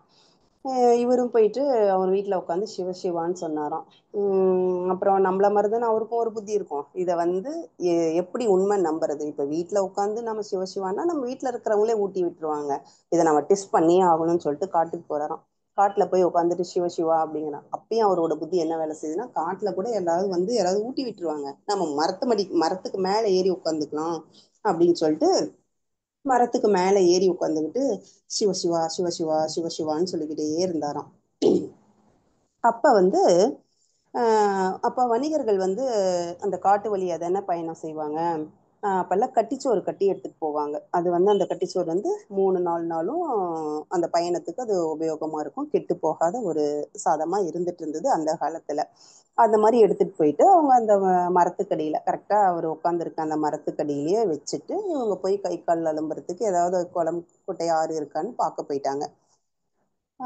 அப்போ அந்த வணிகர்கள் இதை வந்து கொள்ளையடிக்கிறதுக்கு கொள்ளையர்கள் அந்த வழியா தேடிட்டு வந்திருக்காங்க. ஏதாவது வணிகர்கள் இருக்காங்களா கொள்ளையடிக்கலான்னு சொல்லிட்டு கரெக்டா இந்த சாப்பாட்டு கட்டி சொத்து மூட்டையை வந்து பார்த்துட்டாங்க. ஓ, இங்க ஏதோ வணிகர்கள் வந்து நடமாட்டம் இருக்கு, நாம வந்து கொள்ளையடிக்கலாம் அப்படின்னு பார்த்தாங்க. இவங்க தான் ஆத்தை தேடி போயிட்டாங்க, யாரும் இல்லைன்ட்டு சரி பசிக்குது சாப்பாட்டை சாப்பிடலாம் அப்படின்னு சொல்லிட்டு சாப்பிட உட்காரும்போது அதுல ஒருத்தருக்கு வந்து டவுட் வந்துருச்சு. இது கொண்டு வந்து வச்சிருக்காங்கன்னா சம்மந்தம் இல்லாம வச்சிருக்க மாட்டாங்க, இந்த மாதிரி நாம வர்றதை தெரிஞ்சு யாராவது விஷம் வச்சு கூட வச்சிருக்கலாம், இங்க யாராவது இருக்காங்களான்னு தேடி பாருங்கன்னு தேடி பார்க்கும்போது நம்மளால தான் மேல உட்காந்துட்டு சிவ சிவா சிவ சிவான்ட்டே இருக்காரு இல்லையா. அப்புறம் அவர் இருக்கிறத கண்டுபிடிச்சிட்டாங்க. கீழே இறங்கி அவரை கீழே இறக்கி இறங்க சொன்னாங்களா. அவர் இறங்க மாட்டேன்னு சிவ சிவா சிவ சிவான்ட்டு இருந்தாங்க. எல்லாரும் தூக்கி இறக்கி இதுல என்ன விஷம் வச்சிருக்கியா அப்படின்னு கேட்டாங்க. சிவசிவா சிவசிவா இவர் வந்து உச்சரிப்பை வந்து விடவே இல்லை. ஓ, அப்ப வந்து கன்ஃபார்மா நமக்கு விஷம் வச்சிருக்காங்க, அதனால எல்லா பொட்டணத்தையும் கலட்டி அதுல எல்லாரும் ஒரு வாய் எடுத்து ஊட்டி விடுங்கடா அப்படின்ட்டாங்களாம். அவர் என்ன என்ன பண்ணாங்க, ஒரு 10 மூட்டை சாதம் இருந்துச்சுன்னா எல்லாரும் 10 பேரும் எடுத்து அவன் வாயில எல்லாரும் ஊட்டி விட்டாங்களாம். அதுக்கு இவர் சிவசிவா சிவசிவா யாரோ ஒருத்தர் தான் வந்து ஊட்டுவாங்கன்னு நினைச்ச சிவசிவா, இப்படி 10 பேர் வந்து ஊட்டுறாங்களே சிவசிவா அப்படின்னு சொன்னாராம். இது வந்து ஒரு கதையா இருந்தாலும் அது கிடைக்கிற வரைக்கும் அவன் அந்த மந்திரத்தை வந்து சொல்லிக்கிட்டே இருந்தான் அப்படிங்கிறது தான் இந்த கதையோட பொருள். இப்ப நம்ம குருமகானனுடைய தத்துவமும் இதுதான். இப்ப மனவளக்கலைக்கு வந்து பயிற்சி எடுத்தா எல்லா நோயும் போயிடுமா அப்படின்னு மகரிஷியை வந்து ஒருத்தர் கேட்டாராம். அதுக்கு மகரிஷி சொன்னாராம், நல்லாகிற வரைக்கும் பயிற்சி பண்ணப்பா அப்படின்னு சொன்னாராம். மகரிஷியோட ஒவ்வொரு தத்துவமே ஒரு மந்திரம் தான். மற்றவங்களுக்கு பலன் கிடைக்கிறத விட மனவளக்கலை பயிற்சி பெற்றவங்களுக்கு வந்து ஈஸியா அந்த பலன் வந்து கிடைச்சிரும். நம்ம எந்த அளவுக்கு மகரிஷியோட தத்துவங்கள்ல நாம அர்ப்பணிச்சிருக்கோமோ அந்த அளவுக்கு வந்து பிரபஞ்சம் நமக்கு சப்போர்ட் பண்ணும். இப்போ நம்ம சிவாயா அப்படிங்கிற மந்திரத்தை வந்து நமக்கு மகரிஷி பயிற்சியிலே கொடுத்துருக்காரு. அதாவது ந ம சி வாயாங்கிற ஒவ்வொன்றுமே ஒரு பஞ்சபூதத்தோட தொடர்புடையது. அது மட்டும் இல்ல, ஒவ்வொன்றும் நம்ம சக்கராவோட தொடர்புடைய எழுத்துக்கள். மண்மையம், நீர்மையம், நெருப்பு மையம், காற்று மையம், விண்மையம், இது எல்லாமே அந்த நம சிவாயோட எழுத்துக்கள் தான். அதை தான் மகரிஷி வந்து நமக்கு பஞ்சபூத தவமா வடிவமைச்சு கொடுத்திருக்காரு. அது மட்டும் இல்ல, இப்ப மகரிஷிக்கு ஒரு மந்திரம் கிடைச்சது இல்லையா, சர்வ வசிய தனாகர்ஷண சங்கல்பம். அந்த மந்திரத்துல இந்த பஞ்சாச்சாரம்னு சொல்லக்கூடிய இந்த நம சிவாயாங்கிறது உட்பொருளா அமைஞ்சிருக்கு. அதனாலதான் வந்து நம்ம ஒரு கோரிக்கையை வந்து தொடர்ந்து அப்படியே ஒரு மையமா வச்சு தொடர்ந்து அந்த மந்திரத்தை வந்து சொல்லும் பொழுது நமக்கு அது நிறைவேறுது. இப்போ ஔவையார் வந்து என்ன சொல்லியிருக்காரு, தாயிற் சிறந்த கோவிலும் இல்லை, தந்தை சொல்மிக்க மந்திரம் இல்லை. அதாவது அருட்தந்தையோட ஒவ்வொரு தத்துவமும் நமக்கு மந்திரமேனு ஔவையார் அப்பவே சொல்லி சொல்லி வச்சிட்டாரு. மனமது செம்மையானால் மந்திரங்கள் தேவையில்லை, ஆனா மனம் செம்மையாகிற வரைக்கும் மந்திரங்கள் தேவைப்படதான் செய்யுது. இப்போ தன ஆகர்ஷண சங்கல்பத்துல நமசிவாயங்கிற அந்த அலையில் இயக்கம் வருவதோடு மட்டும் இல்லை, அந்த ஹரிஹோம் ஸ்ரீயும் அப்படிங்கிற அந்த ஹா அப்படிங்கிறது ஒரு சக்தி வாய்ந்த ஒரு நேர்மறை ஆற்றலை ஈர்க்கக்கூடிய சக்தி வந்து அந்த ஹா அப்படிங்கிற எழுத்துக்கு இருக்காமா. ரீங்கிறது நெருப்பு மாதிரி ஒரு ஒரு வைப்ரேஷனை வந்து நமக்கு கொடுக்குமாமா. ஓம்ங்கிறது பிரணவ மந்திரம், மூல மந்திரம். அப்புறம் அது மட்டும் இல்ல, கண்ணாடி பயிற்சி தீப பயிற்சி முடிஞ்ச பின்னாடி நாம சொல்லக்கூடிய ஒவ்வொரு சங்கல்பமும் நமக்கு ஒரு மந்திரம் தான். இப்போ தவம் முடிஞ்ச பின்னாடி சொல்ற ஒவ்வொரு சங்கல்பமும் நமக்கு மந்திரம் தான். இப்ப இட தூய்மை அது நமக்கு ஒரு மந்திரம். அது தவம் செய்யும் போது மட்டும் இல்ல, எல்லா இடத்துலயும் இந்த மந்திரத்தை வந்து பயன்படுத்தி ஒரு தெய்வீகம் பொருந்திய இடமா நாம வச்சுக்கலாம். இதை விட ஒரு மகா மந்திரம் அருள் காப்பு. நம்ம சாப்பிடும்போது, தூங்கும் போது, குளிக்கும் போது, டிராவல் பண்ணும்போது 24 மணி நேரமும் நம்மளை சுத்தி பாதுகாப்பா இருக்கக்கூடிய ஒரே ஒரு மகா மந்திரம் அருள் காப்பு. அடுத்து ஒரு மிக சிறந்த மந்திரம் மதனையா வடிவமைச்சு கொடுத்த நன்றி உணர்வு தவம். இப்போ ஒரு சொந்தமா ஒரு வீடு கட்டுறவங்க வந்து இந்த வாஸ்து மனையடி இதெல்லாம் பார்த்து கட்டுவாங்க. இப்போ வாடகை வீட்டுல இருக்க மற்றவங்க என்ன பண்ண முடியும்? இருக்கவே இருக்கு நம்ம குருவோட பஞ்சபூத நவகிரக தவமும் நன்றி உணர்வும் தவமும். இப்போ வாஸ்துங்கிறது என்னங்க, பஞ்சபூதங்கள், அதாவது நிலம், நீர், நெருப்பு, காற்று, விண் சக்தி எந்த இடத்துல வந்து சமமா இருக்கோ அந்த இடத்துல நாம வீடு கட்டி வாழும் பொழுது நம்ம உடல் ரீதியாகவும் மன ரீதியாகவும் பொருளாதார ரீதியாகவும் எந்த பாதிப்பும் இல்லாம ஒரு நிறைவான வாழ்க்கைய வாழலாம் அப்படின்னு கண்டுபிடிக்கப்பட்டதுதான் நம் முன்னோர்களால வாஸ்து. ஆனா இப்போ அது பல வேற காரணங்களால பல்வேறு நிலையில போயிட்டு இருக்கு. நாம ஏன் அந்த அளவுக்கு நாம கவலைப்பட்டுட்டு இருக்கோம்? நன்றி உணர்தவத்தை பண்ண பண்ண மேல இறைநிலையிலிருந்து கடைசியா ஜட பொருள் வரைக்கும் அவங்க கூட எல்லாருக்கூடயும் ஃப்ரெண்ட்ஸ் ஆகி சாரி கேட்டு பிளஸ்ஸிங் வாங்கி அவங்களோட கலந்து கலந்து கரைந்து சமநிலையில நாம வச்சுக்கும் போது நமக்கு வாஸ்துவும் ஒன்றும் பண்ணாது, மனையடியும் ஒன்றும் பண்ணாது, ஜாதகமும் ஒன்றும் பண்ணாது. இந்த சக்தி வாய்ந்த மந்திரங்கள் எல்லாம் ஒரு ஆன்மீக வளர்ச்சிக்காகவும் ஒரு உலக அமைதிக்காகவும் இறை உணர்வு பெற்று அறநெறியில் நடப்பதற்காகவும் பயன்படுத்தும் போது பல மடங்கு பலனை வந்து அது நமக்கு அளிக்கும்.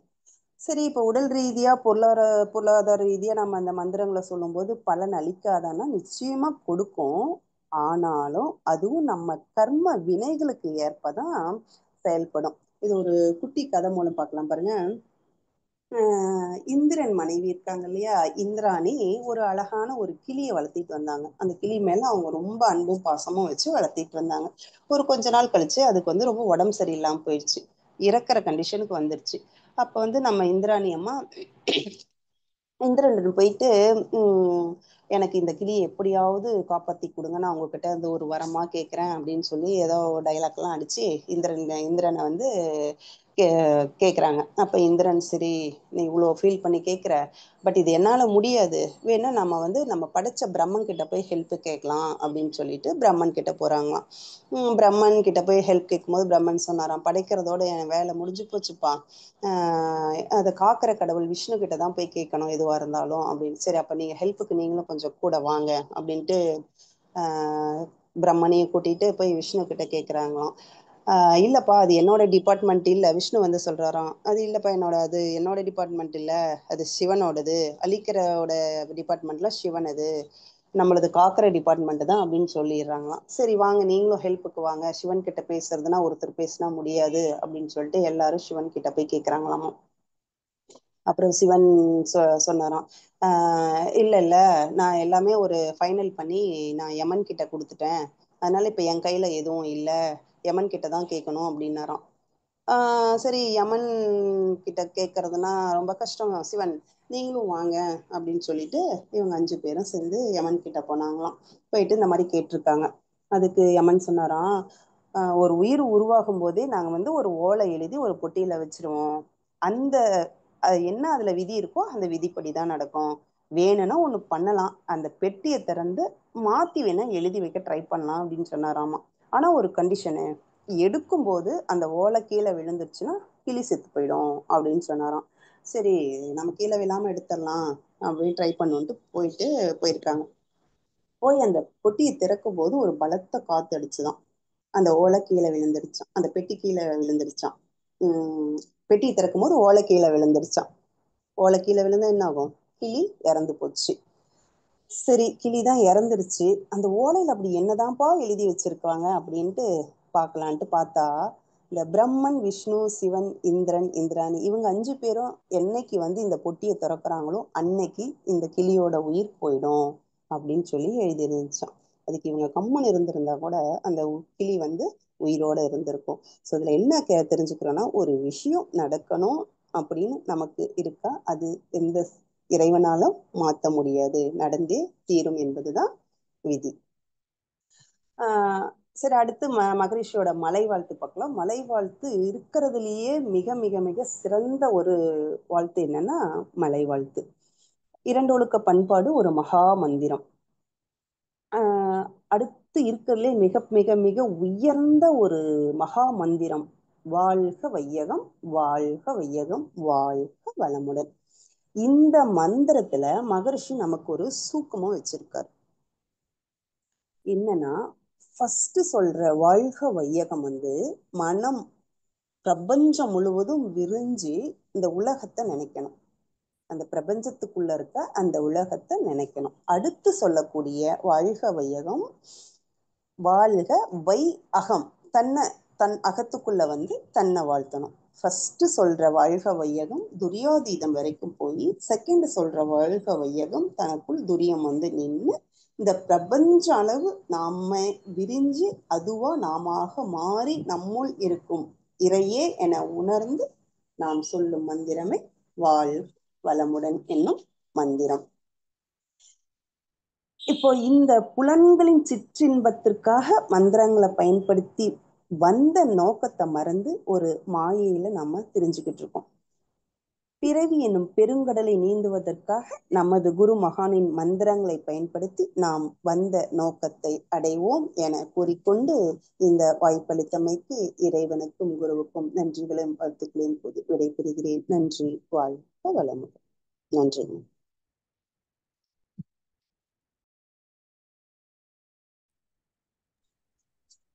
அம்மா, மிக்க நன்றி அம்மா. வாழ்க வளமுடன். மிக மிக சிறப்பு. 3 இறை ஆசிரியர்கள், IAP1 ஆசிரியர்கள்